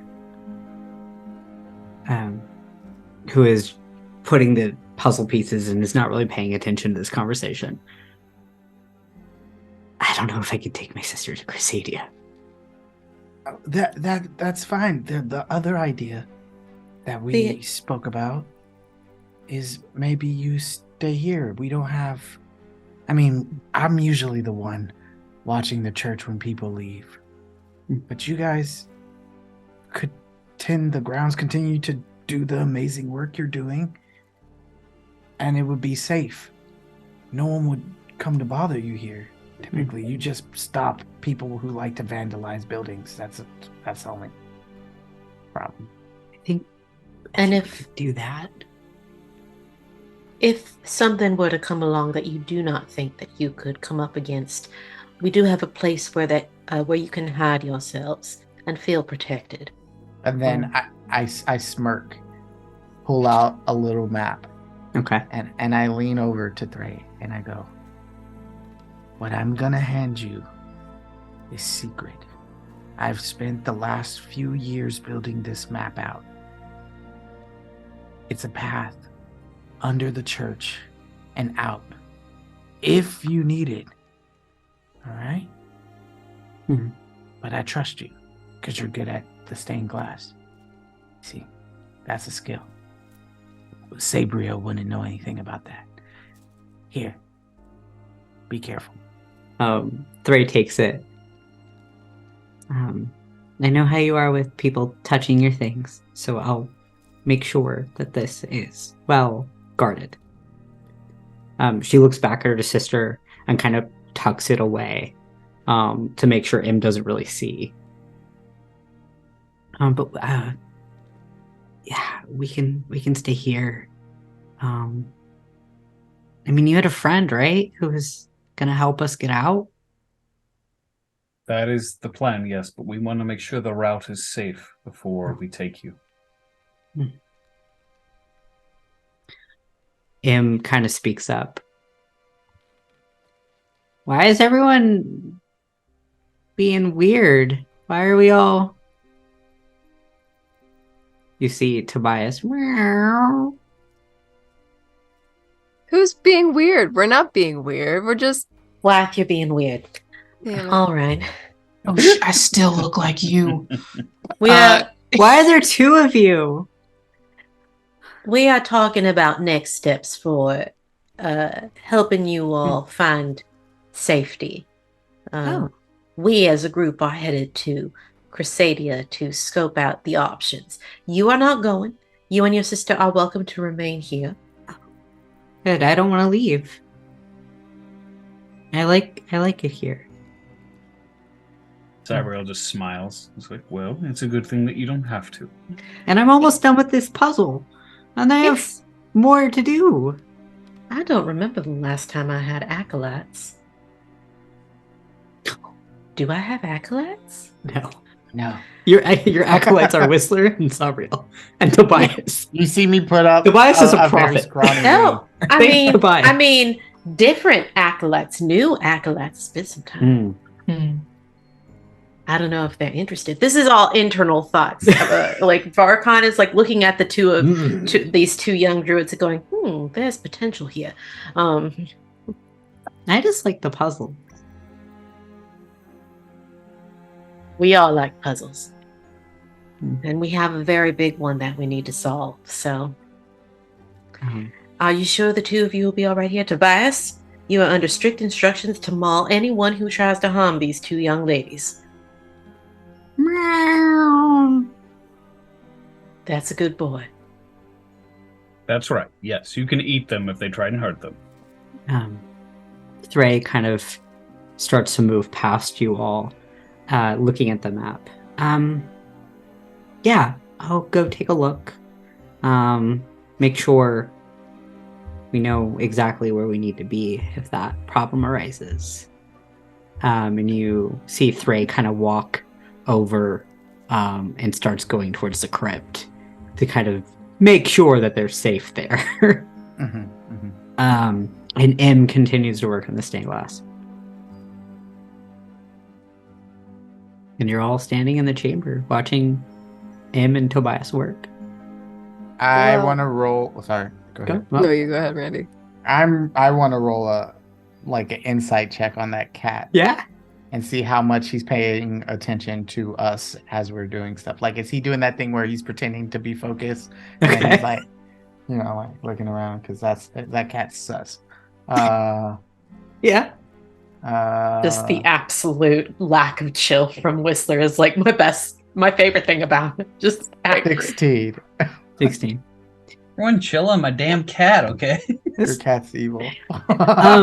You see as he's like helping him like find the right pieces and put them together, he's paying attention to this conversation, but he's also helping solve the puzzle at the same time.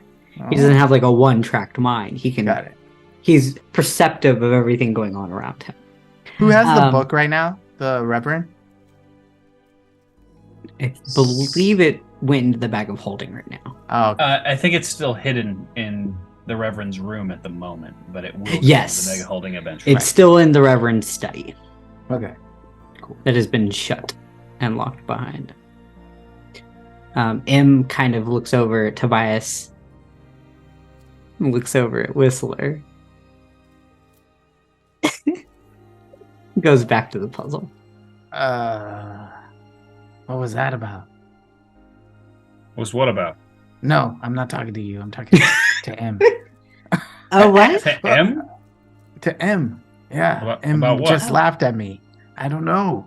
No, Stop it's- talking to me. You see, I want Wythe and Isidora specifically to see this. It's literally like Sabriel's like talking to him. He's like, stop. It's like M kind of looks over at Whistler. You don't like Tobias, do you? like is a strong word. I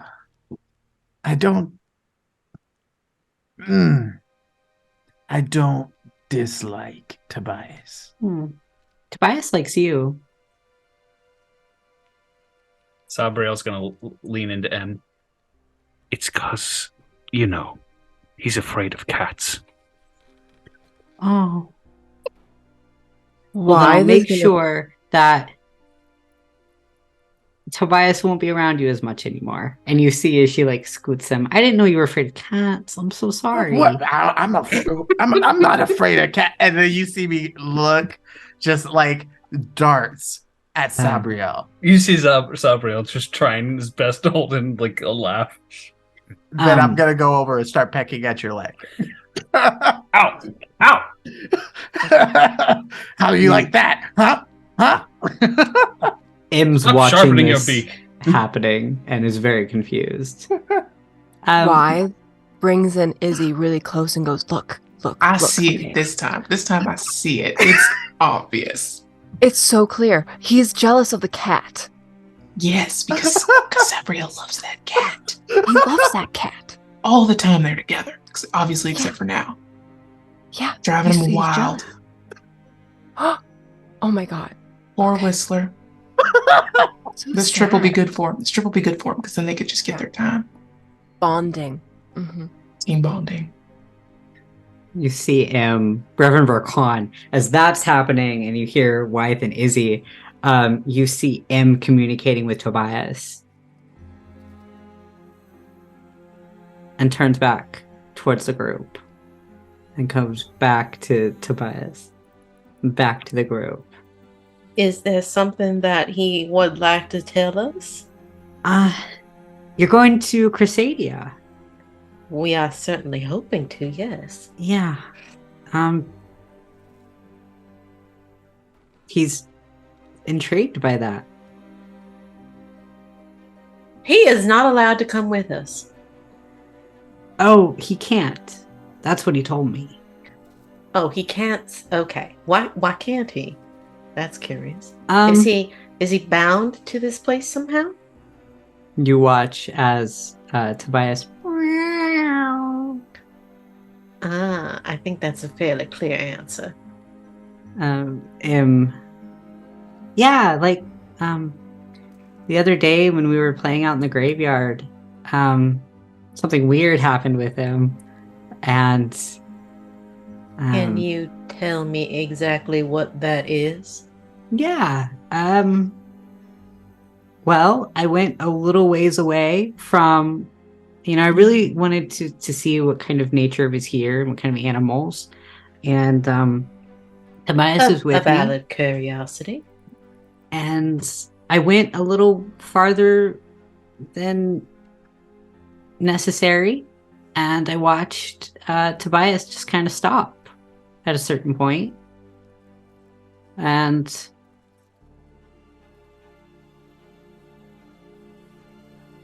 He just kind of sat there till I came back.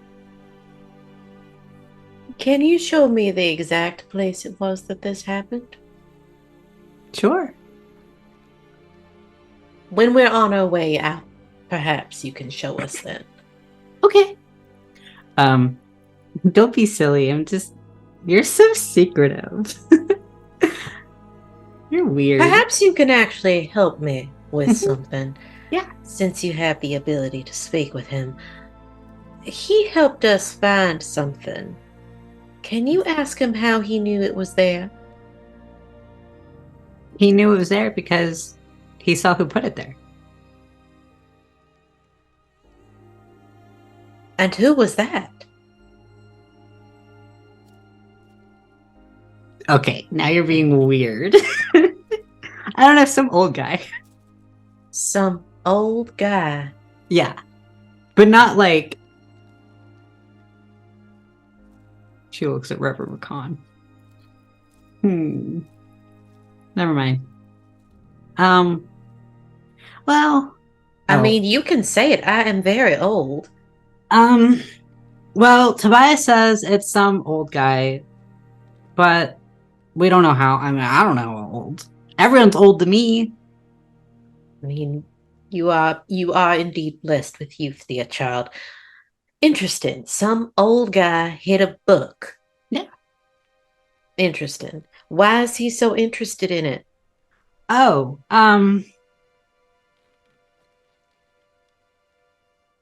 he liked that guy. He would feed him, pet him.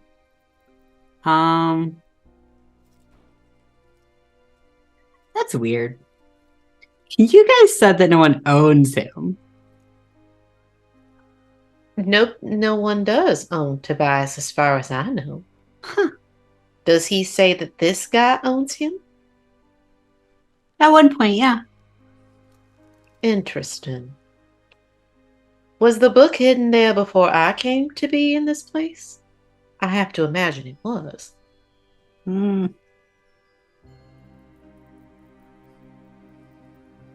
Maybe. Interesting. I guess a cat would have a fairly warped sense of time. Oh, Tobias has no sense of time. What did this old man look like? Well, yeah, what did he describe him, Tobias? And you see as this cat puts out a paw. Meow, meow, meow, meow, meow, meow, meow. I can imagine Tobias literally doing this. Tobias describes a... how would a cat describe... Hold on. Has the two legs like the rest of y'all. Yeah, he had 2 legs and was about the same as Reverend Varkan, like about like, and you see Tobias just kind of like does like this with the paw, like that high, and had like, oh, but you can't see colors, silly. So how are you gonna know that? I guess like black hair, and or black fur. Tobias would call it black fur. Black fur. Was it long? No, it was very short. What did they smell like? What do you smell like? Oh.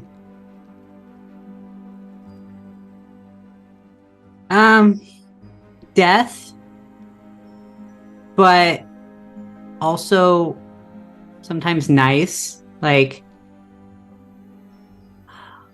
I imagine them smelling like petrichor. yeah, I don't know. Sure, that.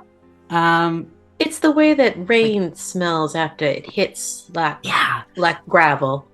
Like amber, sandalwood, musky, that kind of stuff. Like incense. Yeah. Like this, and they hold up their censer to Tobias. Yeah, if it was, yeah, like that. more expensive, like expensive cologne. Listen, I know that my products are not exactly. Why are you all? I can hear you. I can hear you. I can hear your expressions. Don't you Kids dare. tell the truth. Kids are real. I love kids. They're the best. Listen, I'm not cheap. I just don't have money. If I could afford the nice stuff, don't you think I would get it? Oh. Reverend, can I ask that question? Of course you can ask a question. Does Tobias know what's in the book? Do you know what's in the book? Writing.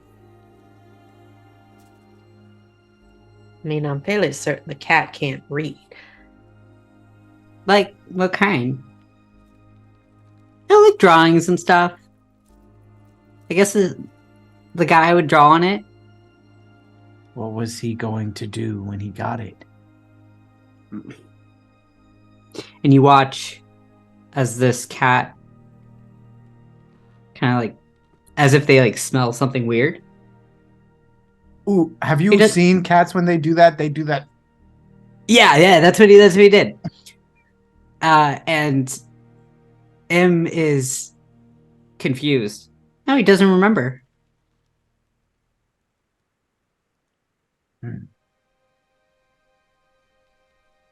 All right, Tobias.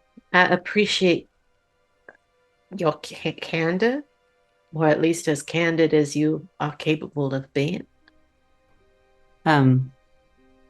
Is there anything else you'd like to tell us?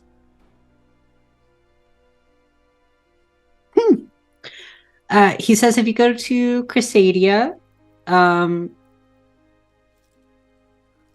this man had like a weird sigil. And if you find that sigil, be careful. Yep. Interesting. He had to have been here before my time. I have no recollection of this man. Sabriel's gonna hold up the piece of paper with or piece of parchment with the symbol from the druids.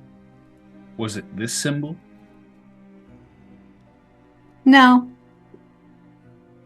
All right. Well, It was like,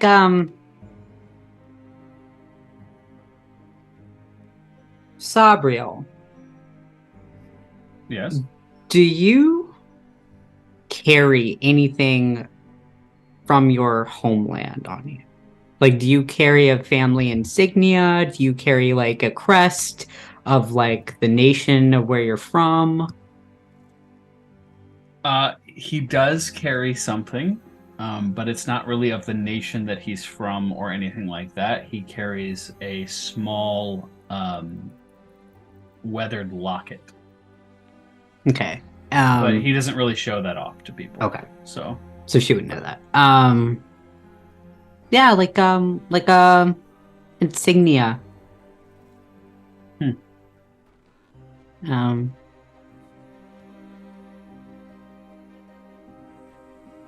Well, I suppose we'll know when we find it.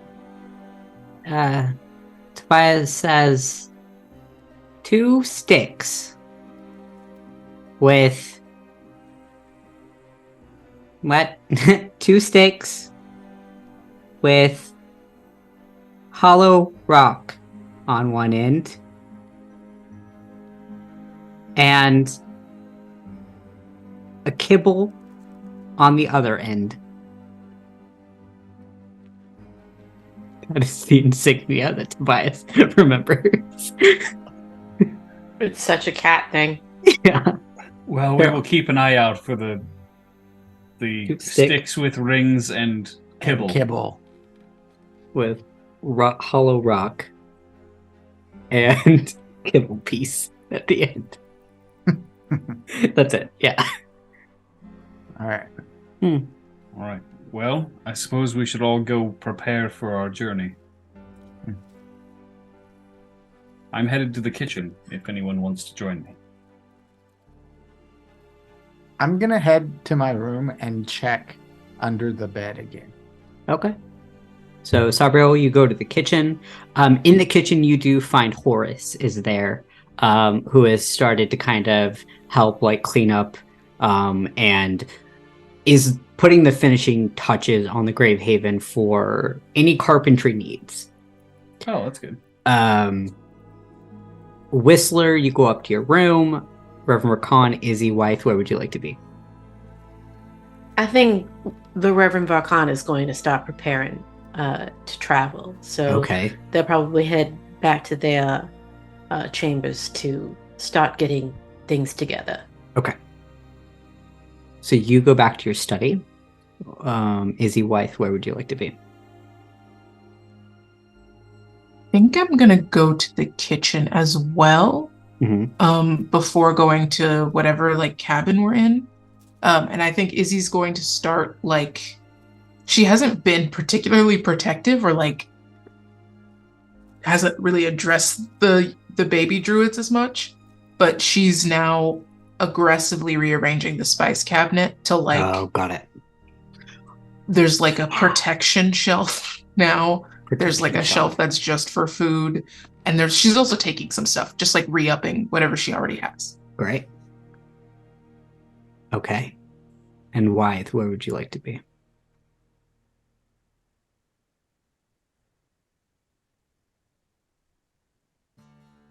You're muted.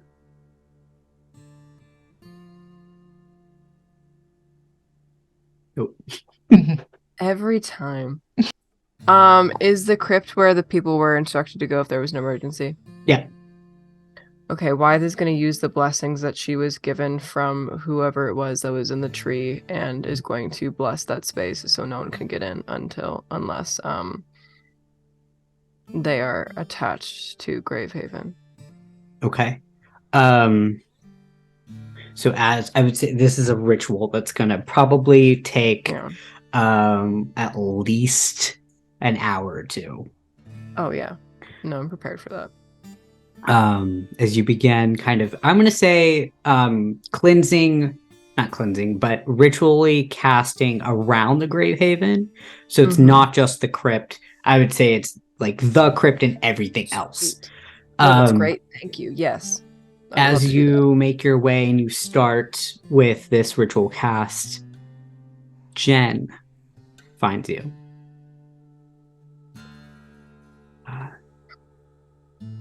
Hi, Jen. Hi, do you need help? If you'd like to assist me, you may. I'm just blessing the surrounding area. I don't know if you've heard yet, but we're going to be leaving for Chrysadia at our earliest convenience.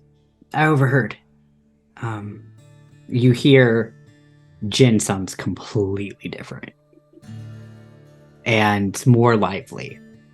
And that very pale complexion has a little bit more life to it. You see as their hair is more full.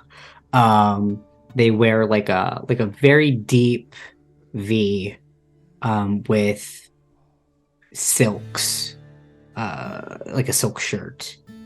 And you can see underneath their shirt is like a gold necklace. Yeah, I can help you. And they pull out a dagger and slice their hand and begin to help you ritual cast with blood magic. And your dagger begins to glow when Jin arrived. No, go ahead. Thank you. I really appreciate your assistance. Well, I appreciate your hospitality. Thank you for allowing me to stay here and getting me back on my feet. Yeah, I wanted to ask you about that. Do you want to stay here? Or do you want to come with us to Chrysadia? I don't know. I know that I wanted to see the world. So maybe. But I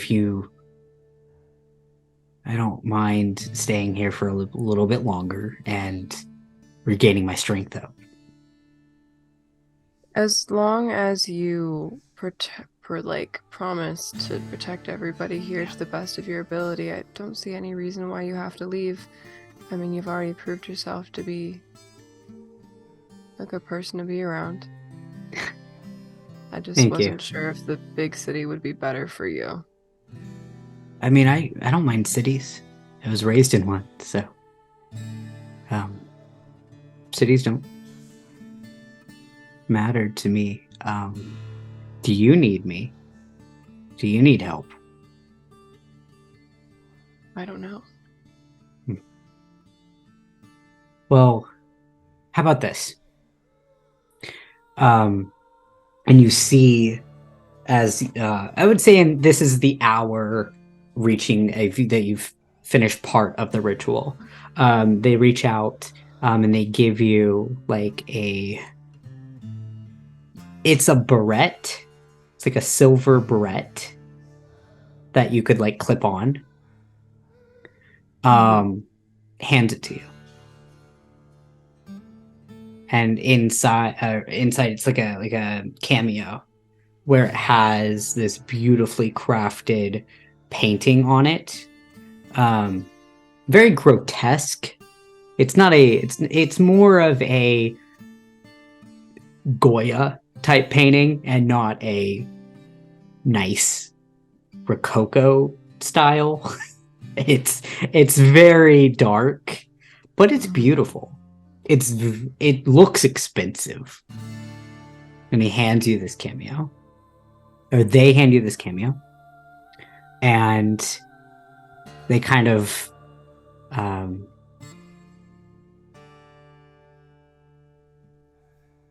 pull out a matching one.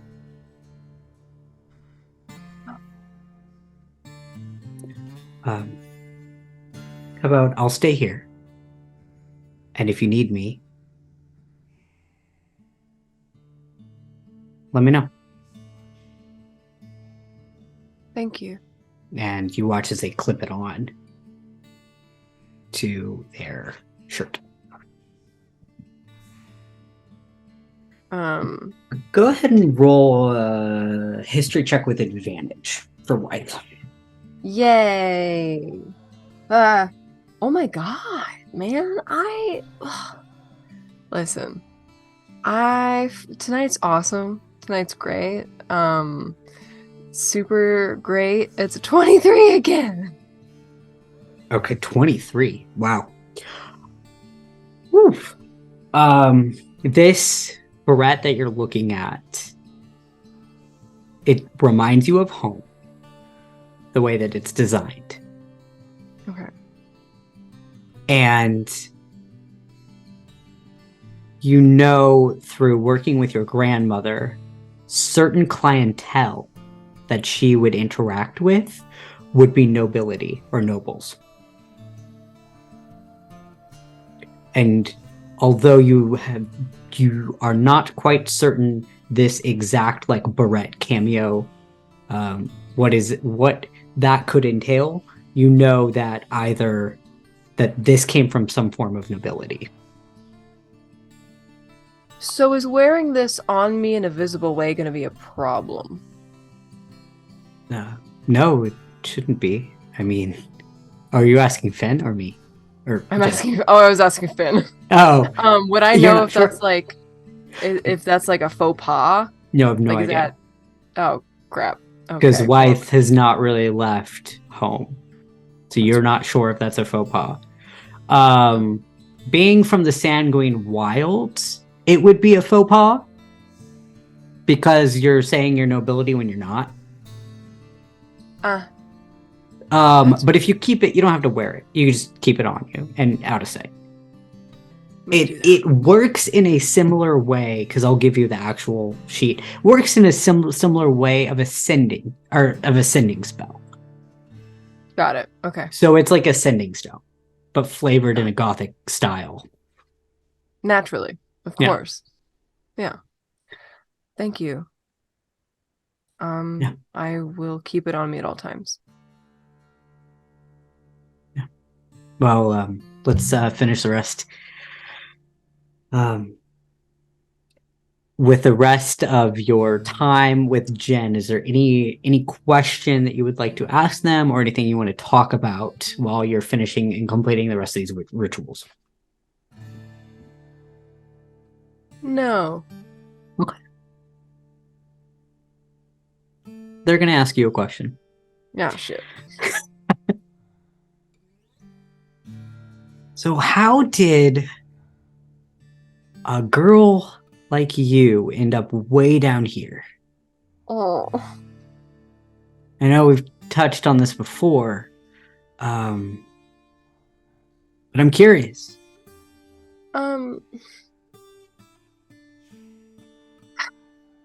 I just wanted to get out of where I was. It was not a good place for me to be in.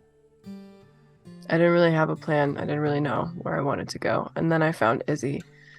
And I decided to just kind of attach myself to them for whatever reason. Because I liked them. Because they were nice. And they looked at me like I was Not a monster. yeah. No, I understand that. I left home, and I've haven't looked back since. So I get that.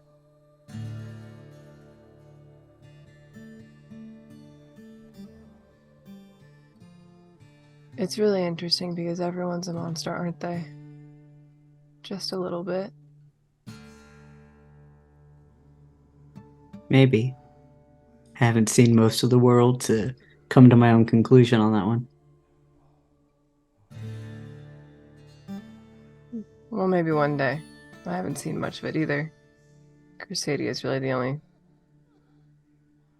big city I'm really ever gonna have been to.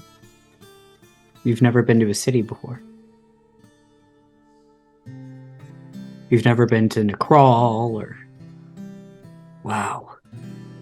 Okay. Well, let me give you some advice. Keep your head down. Don't stir up any trouble while you're there.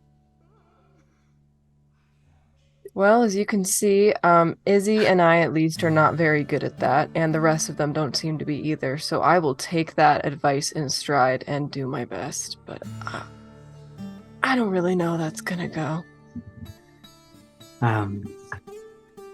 Well, if you can't do that, then run. Never let them catch you.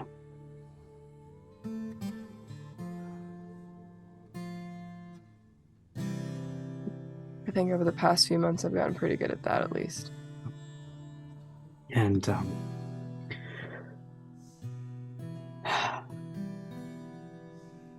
I know we keep talking about how not everyone could be a monster.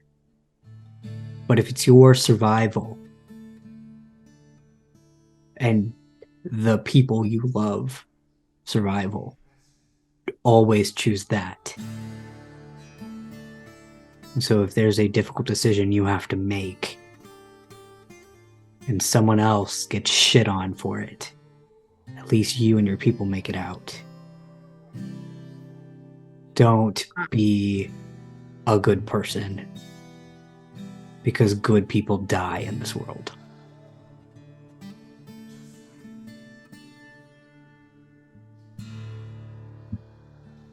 I made a promise to myself when I left. I would never let anybody else take advantage of me ever again. So you don't have to worry about that.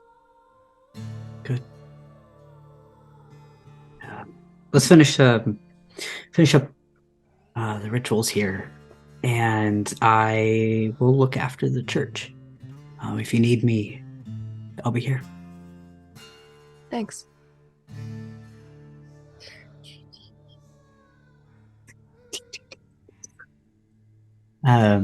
Whistler, as you make your way up back into your room, I would assume you're packing, you're getting ready to go off on your journey.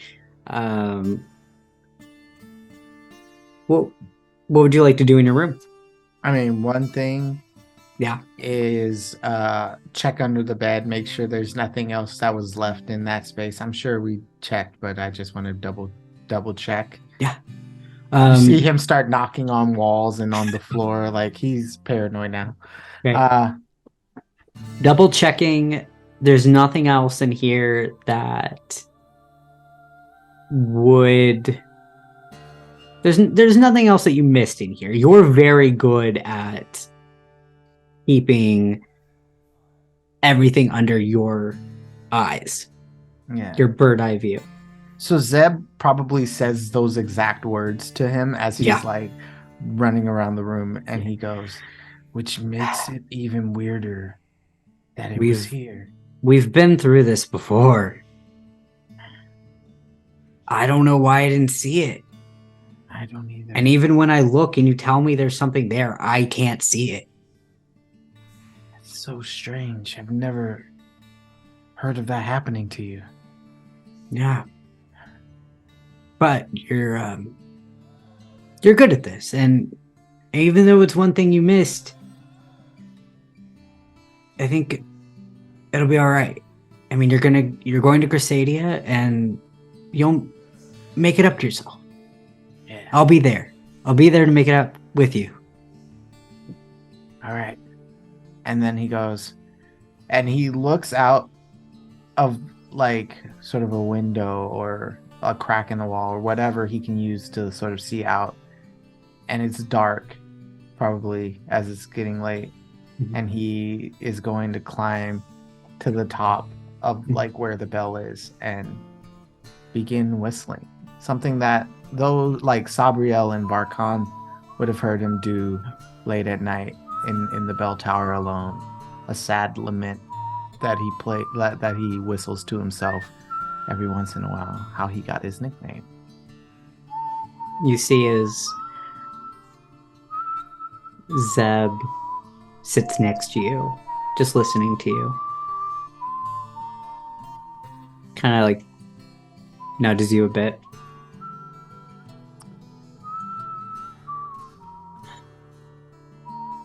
I think it'll be all right. It'll be good. It'll be good for you to maybe find answers. Yeah. Find answers while you're there. I just wish I knew her face. And that's all he says. Reverend Varkan, as you enter into your study and you are packing, what would you like to do as you all are starting to prepare to leave? I think the Reverend is pretty about their business. I think every now and then, like their head tilts in the direction of the shrine they have set up. They are considering communing, but then decide better of it in the moment. Okay. They very carefully place the books, the edict and the lament on the shrine, and like kind of cover them with a cloth so that they don't get dust on them. This will be a short trip. I won't leave you long. Yeah, and they pack up what little they have and kind of make their way out into the garden. Not too much they really need to do. Okay.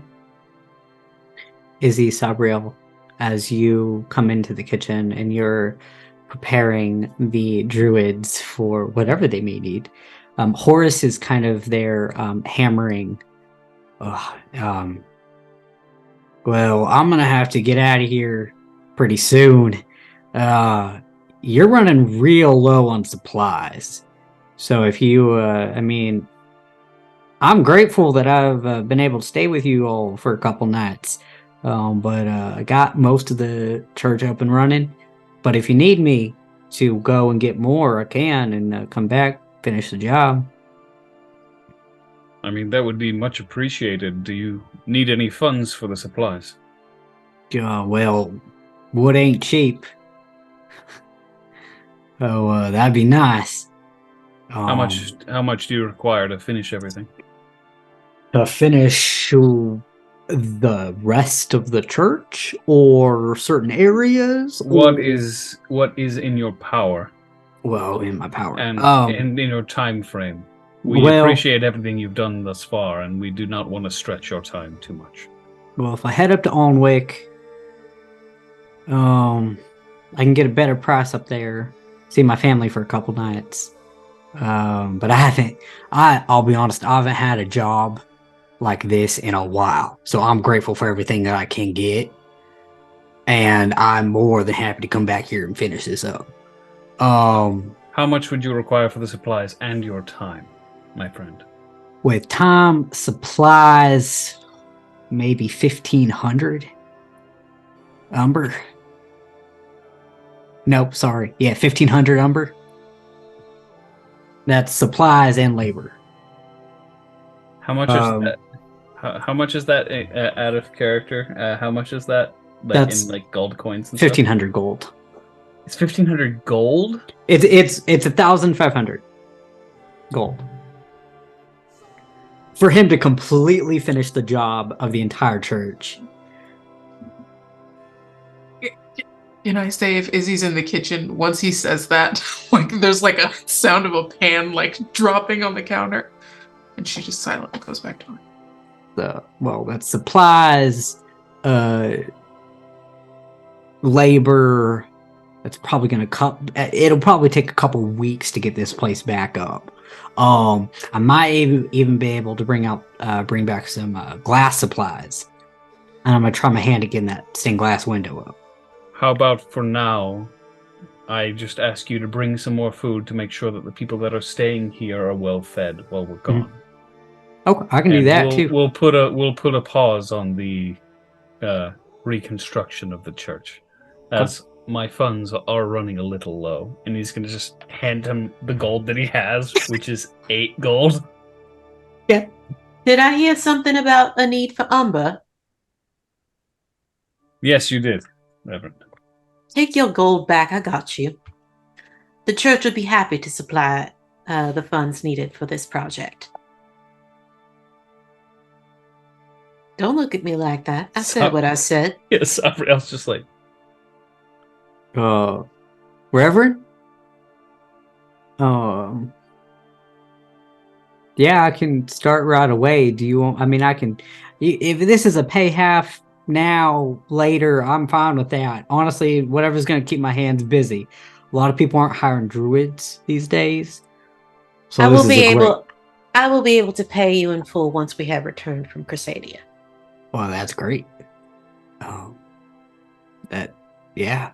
And you saved my life, so on my life. However, if you give me just a moment, I will go ahead and pull some funds so that you can at least start buying things. Okay. Yeah, that sounds great. Thank you. He continues to hammer.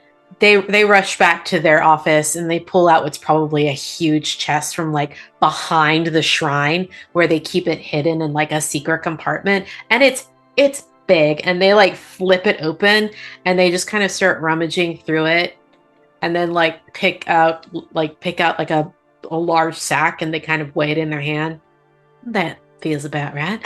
Then they close it, and then they like stick the box back into the compartment. They come out from their office back to the back to him, and they go,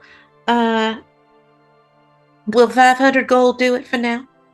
Yeah, that's great. Yeah. Honestly, wasn't expecting it all right now. Well, but this is good. There's still 1,000 left to go. Yeah, but that's still a lot. So thank you for entrusting me with your funds. Just don't get yourself caught now, you hear? I will try everything within my power not to. And if you could refrain from cutting down any of the trees in the immediate vicinity. Oh, that's good to know. Maybe that's why. That's weird. Okay. Excuse me? Well, What? some of the wood was a little weird. I noticed a couple nights ago. It's kind of rotten. So I had to be really careful about which wood I picked. I would suggest traveling about a little further afield.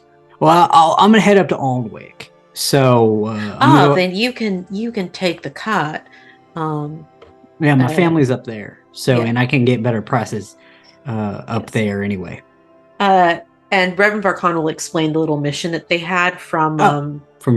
From Werner. Yeah. If you mind taking that on as well while you're up there, it would be most appreciated. That's fine by me. Yeah, I can do that for you. Thank you. I don't mind taking that cart up there. Am I taking the horses too, or do I need to supply horses? Daisy, Izzy, Tony. Izzy, are you all right with them using your horses? She's in the kitchen too.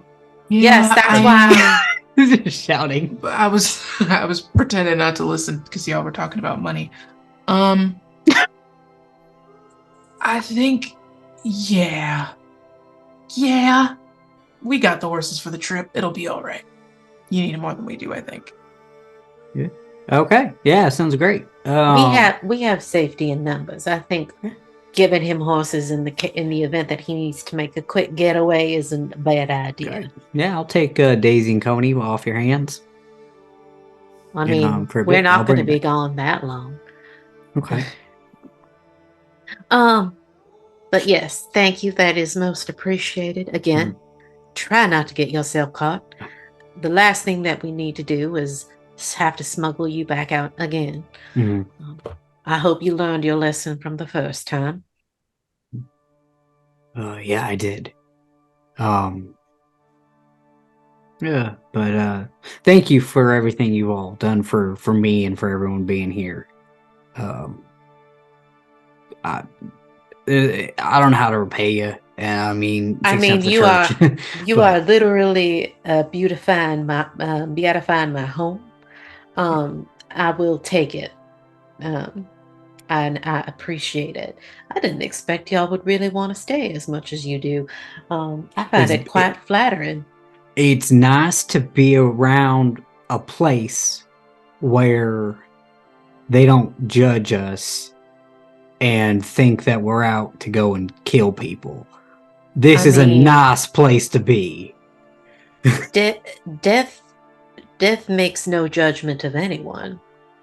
I'm starting to realize that. Yeah. Y'all have been very kind. We've done our very best. But I'll go grab my things and I'll head out early night tomorrow. All right. And he watches. Oh, go ahead. Please be sure to take some rations with you. You watch as Horace walks through the refectory and kind of goes off towards where he was staying, begins getting his things. Don't think I don't see that look, SABRIEL. And what look is that, Reverend? Don't be surprised that I happen to have money. I'm just surprised that we had that money when I was asking about getting more supplies last week. I must have missed that conversation. Is it your selective hearing again? I have no idea what it is you mean. Of course not. So as you stay kind of in the refectory talking, Wythe, where would you've finished up the rituals. So the rituals you see in your own blood, rituals being kind of, it's not like you're sprinkling salt around the Gravehaven. It's kind of like you're finding nooks and crannies to make little sigils here and there. And you watch as Jin heals you and heals themselves. And you watch your wound close.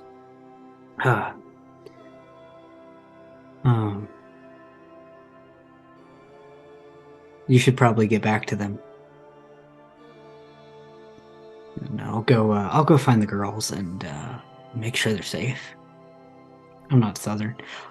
I'll make sure they're safe. Okay. Of course. I'm going to go find Izzy. Okay. And everyone else, and I think we're gonna leave now. Thank you. Whistler, you all can hear now this familiar to some of you lament being sung from up above. As Whistler, you see two individuals walking a little ways away up on the path as you're outside. Reverend Varkan, WYTHE, Izzy, and SABRIEL, you're all here in the refectory, preparing to head out. What would you all like to do now? Well, SABRIEL definitely wants to have a conversation with Izzy while he's in the kitchen making rations to take with him on the trip. Not necessarily for himself or the party, but for anyone who's in need along the way. Oh. Isidora, would you mind helping me create some rations? Sure. What do you need me to do? Am I just building sandwiches? No. Sandwiches are unfortunately a little, in eyes the Reverend, expensive for us right now. But he's going to bring out some like dried fruit and vegetables and like some dried meat and things like that. And they're just wrapping them up. Okay. Out of curiosity, when the tree had been fixed, did you also hear the voice saying to thank me? No, I didn't hear any of the things that WYTHE was saying. I seemed to be on different channels, but it was something much worse. I think I was hearing what was wrong with it. Why? Well, you are a druid, and I would assume that you would be far better at chatting with a tree. It's just odd. Well, I mean, the tree was, whatever it was connected to this side and the other one. And so are you. I mean, you got friends on that side? Friends I could reach back? I have friends on the side of death, yes, but none that I know of that can reach back into our world. How long have you traveled with WYTHE? A few weeks before we found y'all. Not very long. You must be very trusting then. No, not at all. I don't like to talk about it because it's not good. It's not comforting conversation, but so far, the longer we go without killing each other, the better it gets. But it's not really safe to fully relax. Understandable. I just mean, as a druid traveling through some very specific lands, to offer up that trust to anyone is surprising with someone of your survival skills.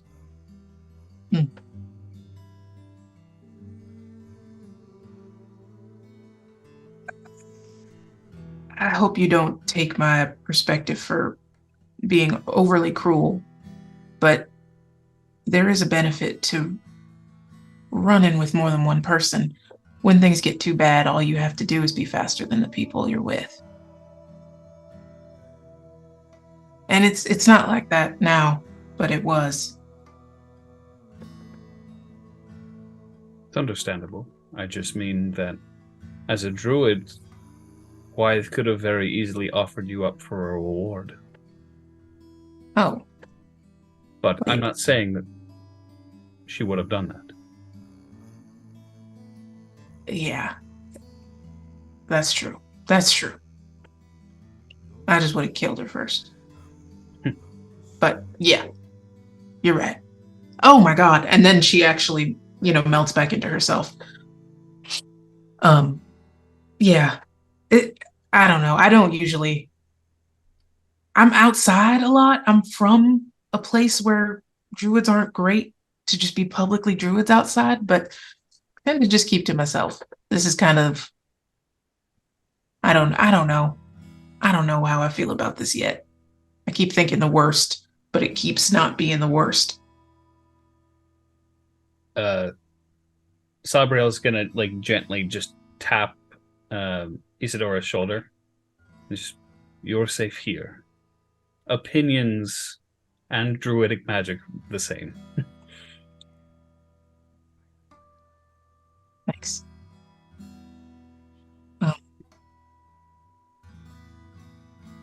Yeah, wow. That kind of ruined what I was going to say. Never mind. Well, my apologies. No, it's okay. I was going to threaten you, and now you're nice. What do you mean? I'm always nice. Yeah, no, you are, but, it's nice to other people. When you're nice to me, I can't, reason my way around being mean. Don't worry about it. In my trade, I may not be a druid, but kindness goes a long way. And so can threatening someone, so... Yeah. No, I know what you're saying. It's nice to see. Thank you. You're very welcome. And thank you for not trying to kill me. Yeah. You're welcome. You're welcome for that, too. No, you're cool, man. And I mean, if it wasn't clear, I did put nettle in the soup. I did. I know I was super good with it and smooth with it, but I did. Oh, what do you mean? I didn't notice at all. And he just gets a little smirk. Yeah, I know. I'm super smooth. I might as well be Whistler, honestly. But I don't want to take his job. It's not my place. We would have noticed if there were feathers in the soup. Trust me. It's happened before. Oh. I gotta hear that story. And then she claps him on the shoulder. And he just smiles, and then he'll go into telling the story about how he asked Whistler for some help cooking, and that was the first and last time he asked Whistler to help him cook.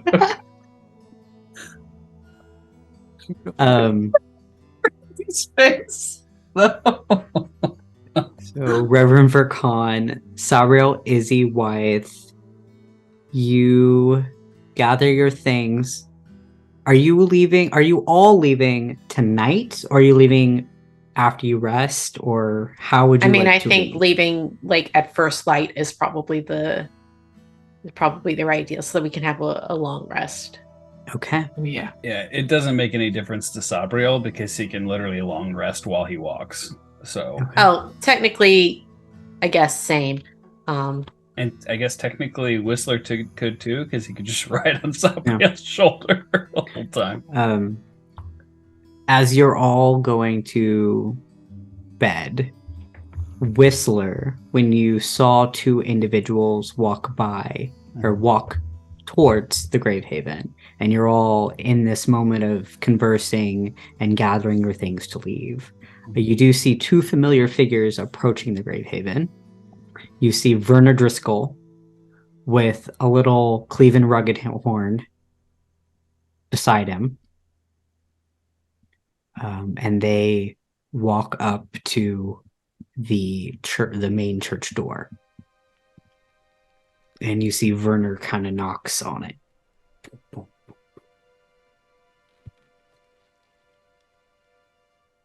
I guess I would have seen them coming close, so I would have met them down there by the door, and I Okay. go, it's late. Yeah. Well, we made it as fast as we could. These old legs don't work like they used to.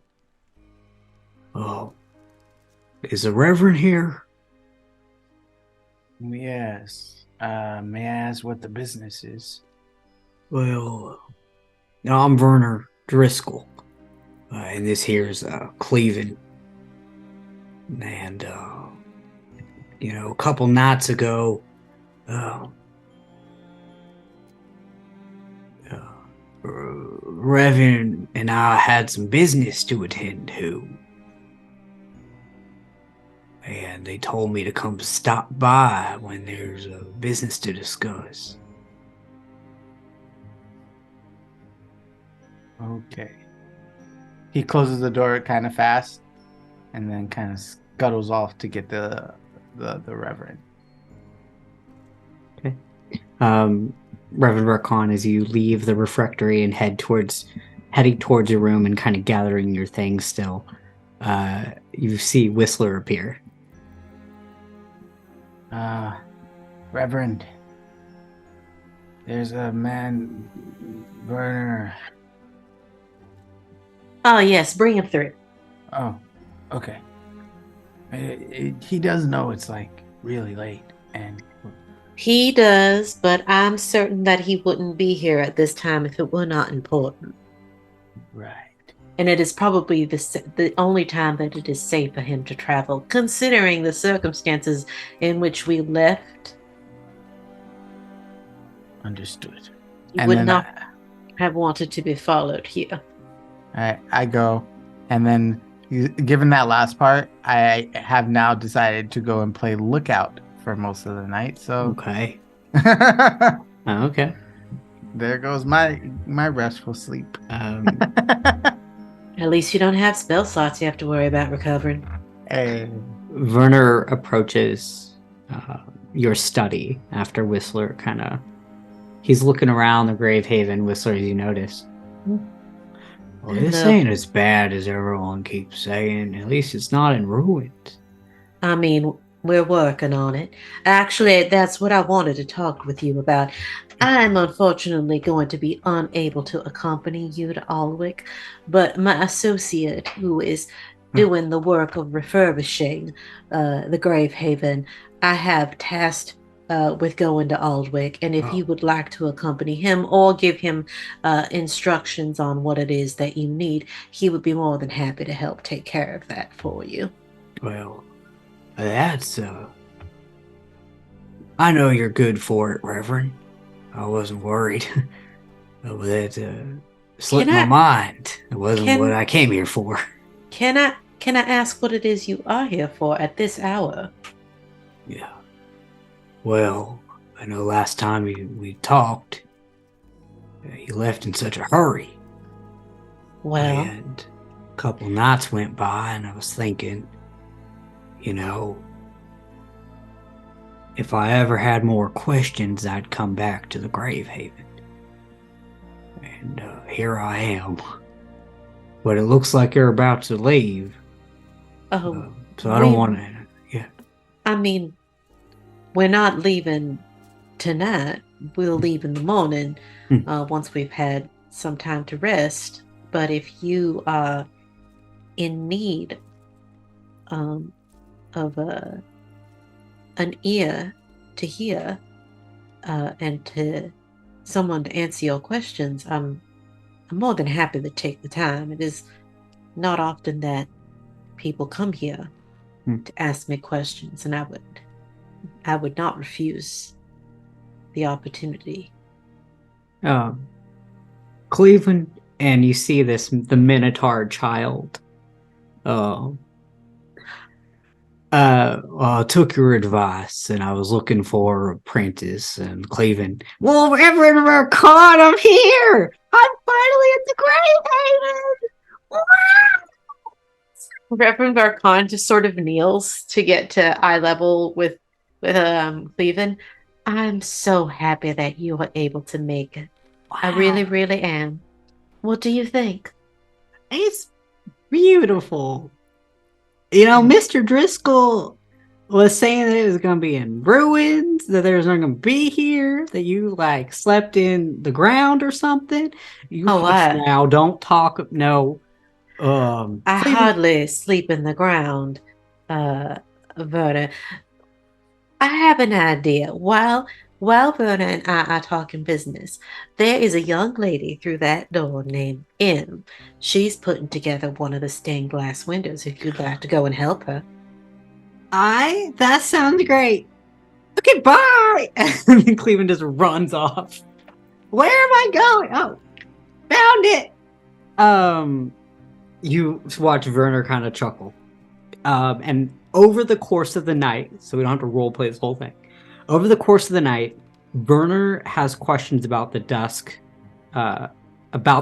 Walker, in terms of how you think of like the Dusk Walker. Like he's going through like he's had a few nights since you left to kind of figure out what was really going on with the preacher. He's so far the only one that is like, I want to know what actually is happening. So you kind of can fill him in on that detail. Mm-hmm. And over the course of the night, while Whistler is watching, you all are sleeping. Reverend Varkan, you and Werner talk almost the whole night because you don't really sleep. I do not. So you are kind of in this moment of need for him, sitting there discussing religion. I mean, I am his confessor. Yeah. In this moment. And as kind of watch the sun begin to rise, Werner goes, well, if you're going to Crusadia, just be careful. After you left in such a hurry, in that church of ours, and Harvin Rest burnt down, they're not too... The church burned down? Oh, yeah. We don't really know why yet. I don't believe that. And out of character, Wythe never told anybody that she did that, did she? No. No, that's what I thought. Yep. That church, so since the church burned down, or at least, well, it's scorched. Is the preacher all right? Oh, he's fine. They escorted him to Crusadia, and he's going through his trials right now. Well, I think he's going to probably wish he was burned down in that with the church, if that's the case. Yeah. So, Preacher Harcourt was sent to Crusadia with the Dusk Crest, and they're going through investigations of what happened to the church burning down. And you left in such a hurry. I thought someone should tell you, because of course. Yeah, Preacher Harcourt, of course, is pointing fingers at you, but I know you wouldn't do anything like that. If I wanted that church destroyed, I would not burn it down. I'd find a different way to dismantle it. Probably do it with my words alone. Well, I reckon you would. But nobody else was hurt, were they? From the fire, I mean. No, no one was really inside when it happened. The mayor is pretty upset. Had to kind of write it off with the Dusk Crest. They don't like their churches being burned down. What happened? What happened to the bodies that were inside the cornucopia? Oh yeah, we have them. Never mind. I retract that question. My brain did a bad. Oh, but that's a good question. So the Reborn are still around. Yeah. The church. The two Reborn are still there. Yeah. Cool. I'm not going to talk about them in front of Brenner. He knows that you have them. Bodies? When he asked, what are you trying to lug he asked what you were trying to. Oh, right. He knows you have dead bodies. But I'm not going to mention the reborn in front of him. That's Yeah. I'm not going to do that. He didn't really discuss. He questioned what you did with those bodies, but he's like, I'm gonna think better of it. We put them to rest, is what I'm going to tell him, because that is what we did.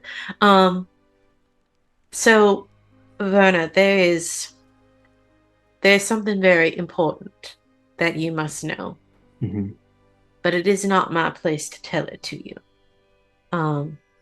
I do want you to understand that there are some things happening in this land that are unfortunate, wrong. There are persecution of people who don't deserve to be persecuted.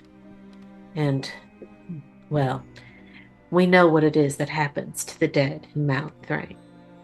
Yeah. I just want you to be on your guard.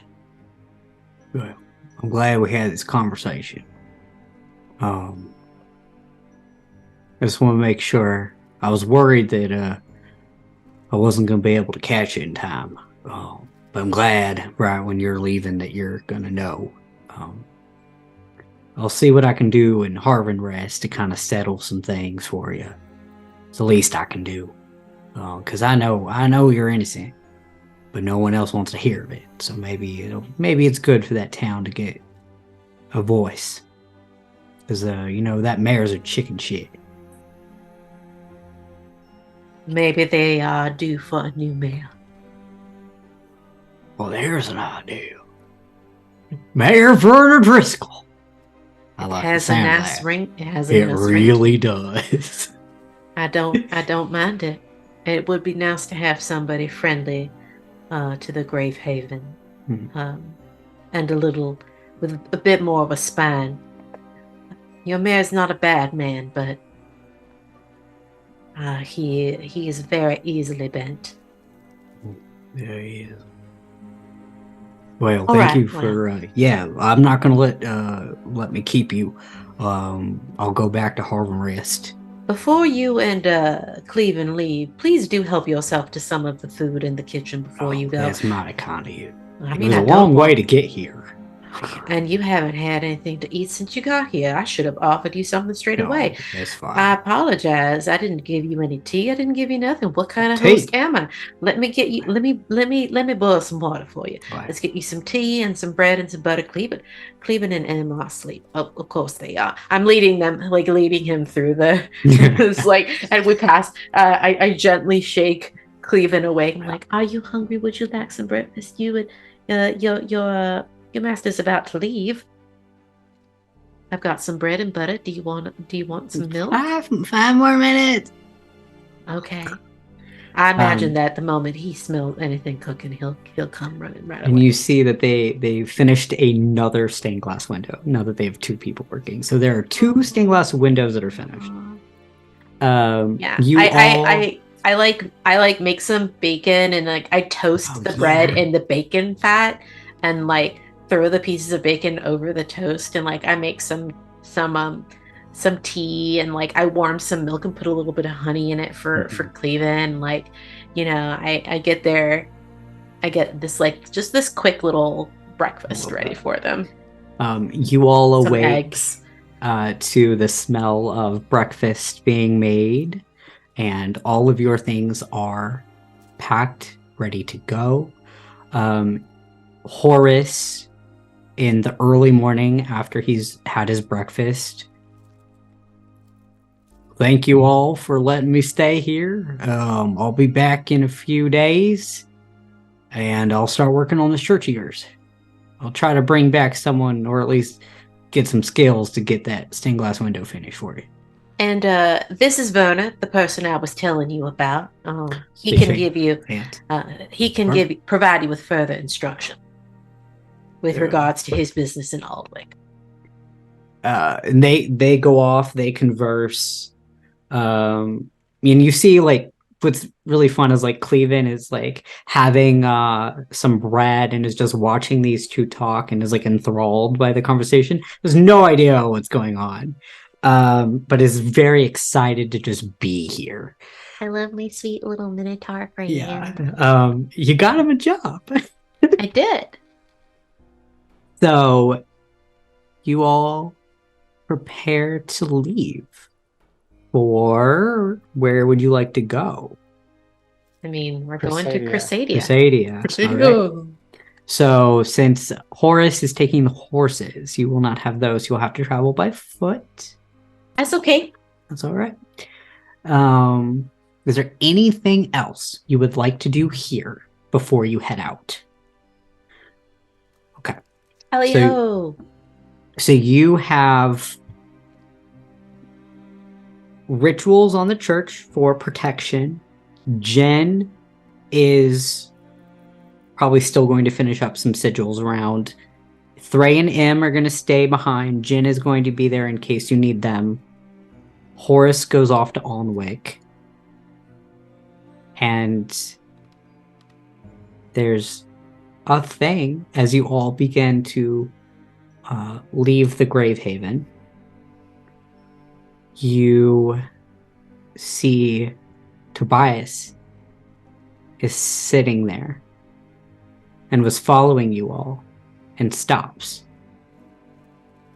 Yeah, the Reverend Varkan is going to take note of exactly where it is. Okay. Whistler, as you were very intuitive, and you're really eyeing this cat, as Tobias begins to walk forward past that kind of barrier line, you watch as the fur that was kind of matted dissipates away, and there's a bone that is revealed.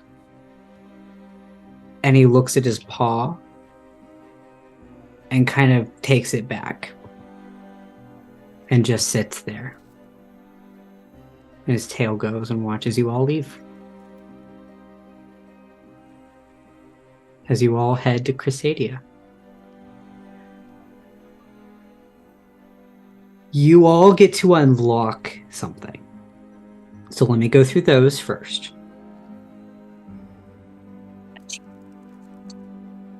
Here are your Gravehaven benefits. So you get a full rest. You each get 1d6 temp HP. So go ahead and you can roll the 1d6 HP. Anytime you stay at the Gravehaven, if you have an exhaustion, instead of removing a 1, you can remove 2 exhaustion points instead. And for Izzy, WYTHE, you have unlocked the potion spell. So you can add that to your book. And anytime you think that there is corruption, you now have that you can create in crafting a potion for the afflicted. So you can have that. Izzy, you have spent a lot of time with the Aswythe tree on Gravehaven. And you have unlocked a spell that allows you to, anytime you have a relationship with a tree, they can send you back to the Gravehaven. You can send people back to the Gravehaven. So it is a lesser tree strike spell. It only brings you back to the Gravehaven. And you can do it once per day. So you can't bamf and come back.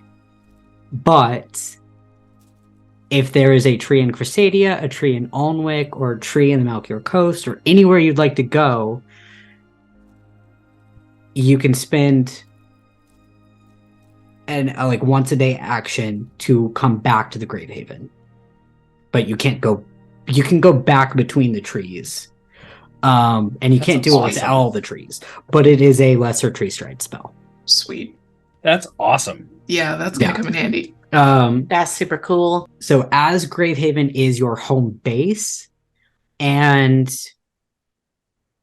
is kind of your way of building, the more time you spend here or working on it, you get to unlock more benefits.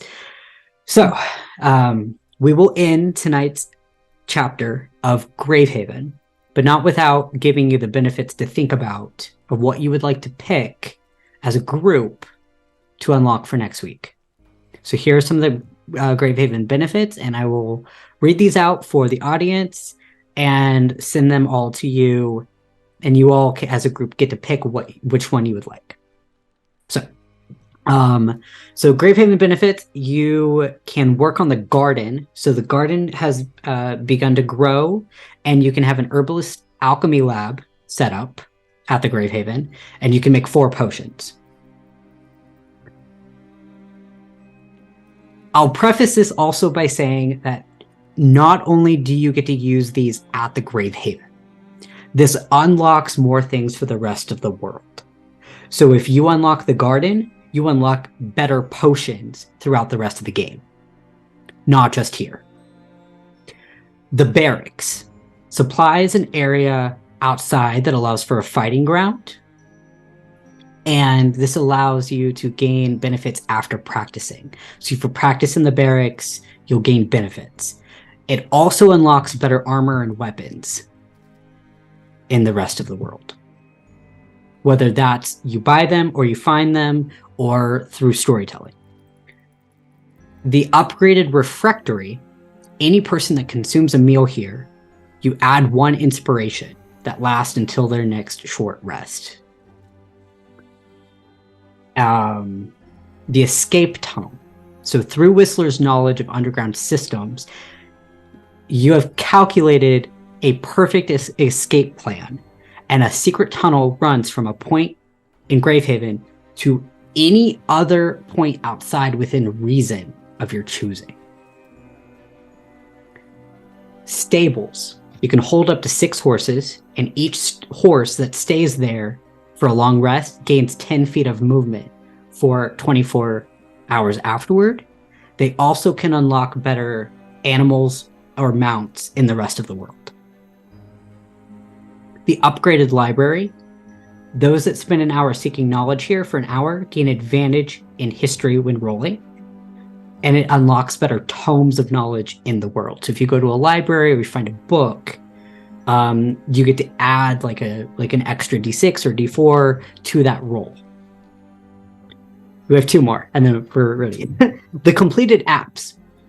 So you have 2 of the 5 stained glass windows completed, and once they're all completed, you all gain something.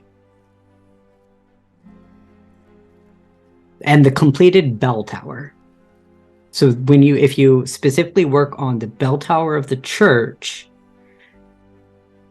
this allows better fortifications of the church. So this is one that will only be church-wise, but when you come back, it won't be as maybe messed up, or you can add extra things. So that's everything that you get to pick one that you want for right now that you get to unlock, and you can discuss with each other to figure out what you want. Can I ask one clarifying question? Yes. The church tower, the bell tower one would involve people going into my room, right? Probably. Yeah. To build it. No. Okay. That's all I was checking. Cool. Yeah. Thank you all for playing with us. It was a little bit of a longer episode, but we got through a lot. So let's go around the table. So Aki, go ahead and give everyone this feel. Sure. Hi, everybody. I'm Aki. You can find me on Twitter, Instagram at Hive at MixGenie in a Bottle. That's MXGINIINABOTTLE. And here's where you can find me. This is what I'm doing. Randy. Howdy.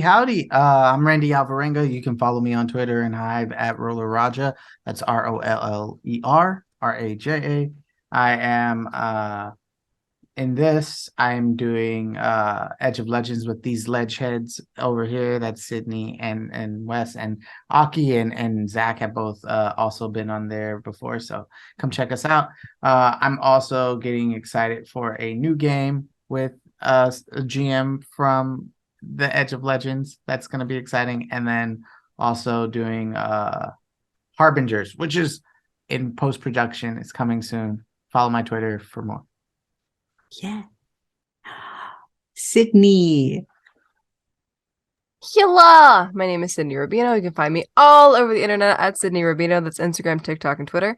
When I'm not here with these amazing people on Friday nights, of course, as Randy mentioned, I am on another show with Randy and Wes on Nat 20 Productions official channel on Twitch on Wednesday nights, 8 p.m. Pacific Standard Time. That's a Pathfinder 2nd Edition homebrew stream we've been working on for a long time. So if you want to check out a Pathfinder 2e stream... it's a good one. I'm biased. Come check us out. Goodbye. Wes. Hi, everybody. I'm Wes at Wes_IRL on all of the internet sites. This is where you can find me along with Edge of Legend, like both Sidney and Randy mentioned. It's a ton of fun. I play a character that loves blowing stuff up. So if you like watching somebody do really dumb things and have all of his friends facepalm at him, then come check it out. There it is. Love that. Zach.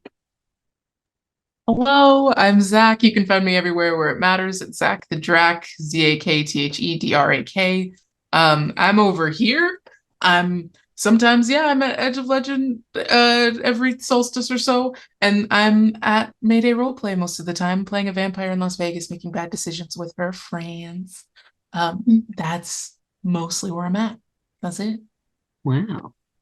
Hi, everybody. I am Finn Pierson. You can find me all over the internet at Finn R. Pierson.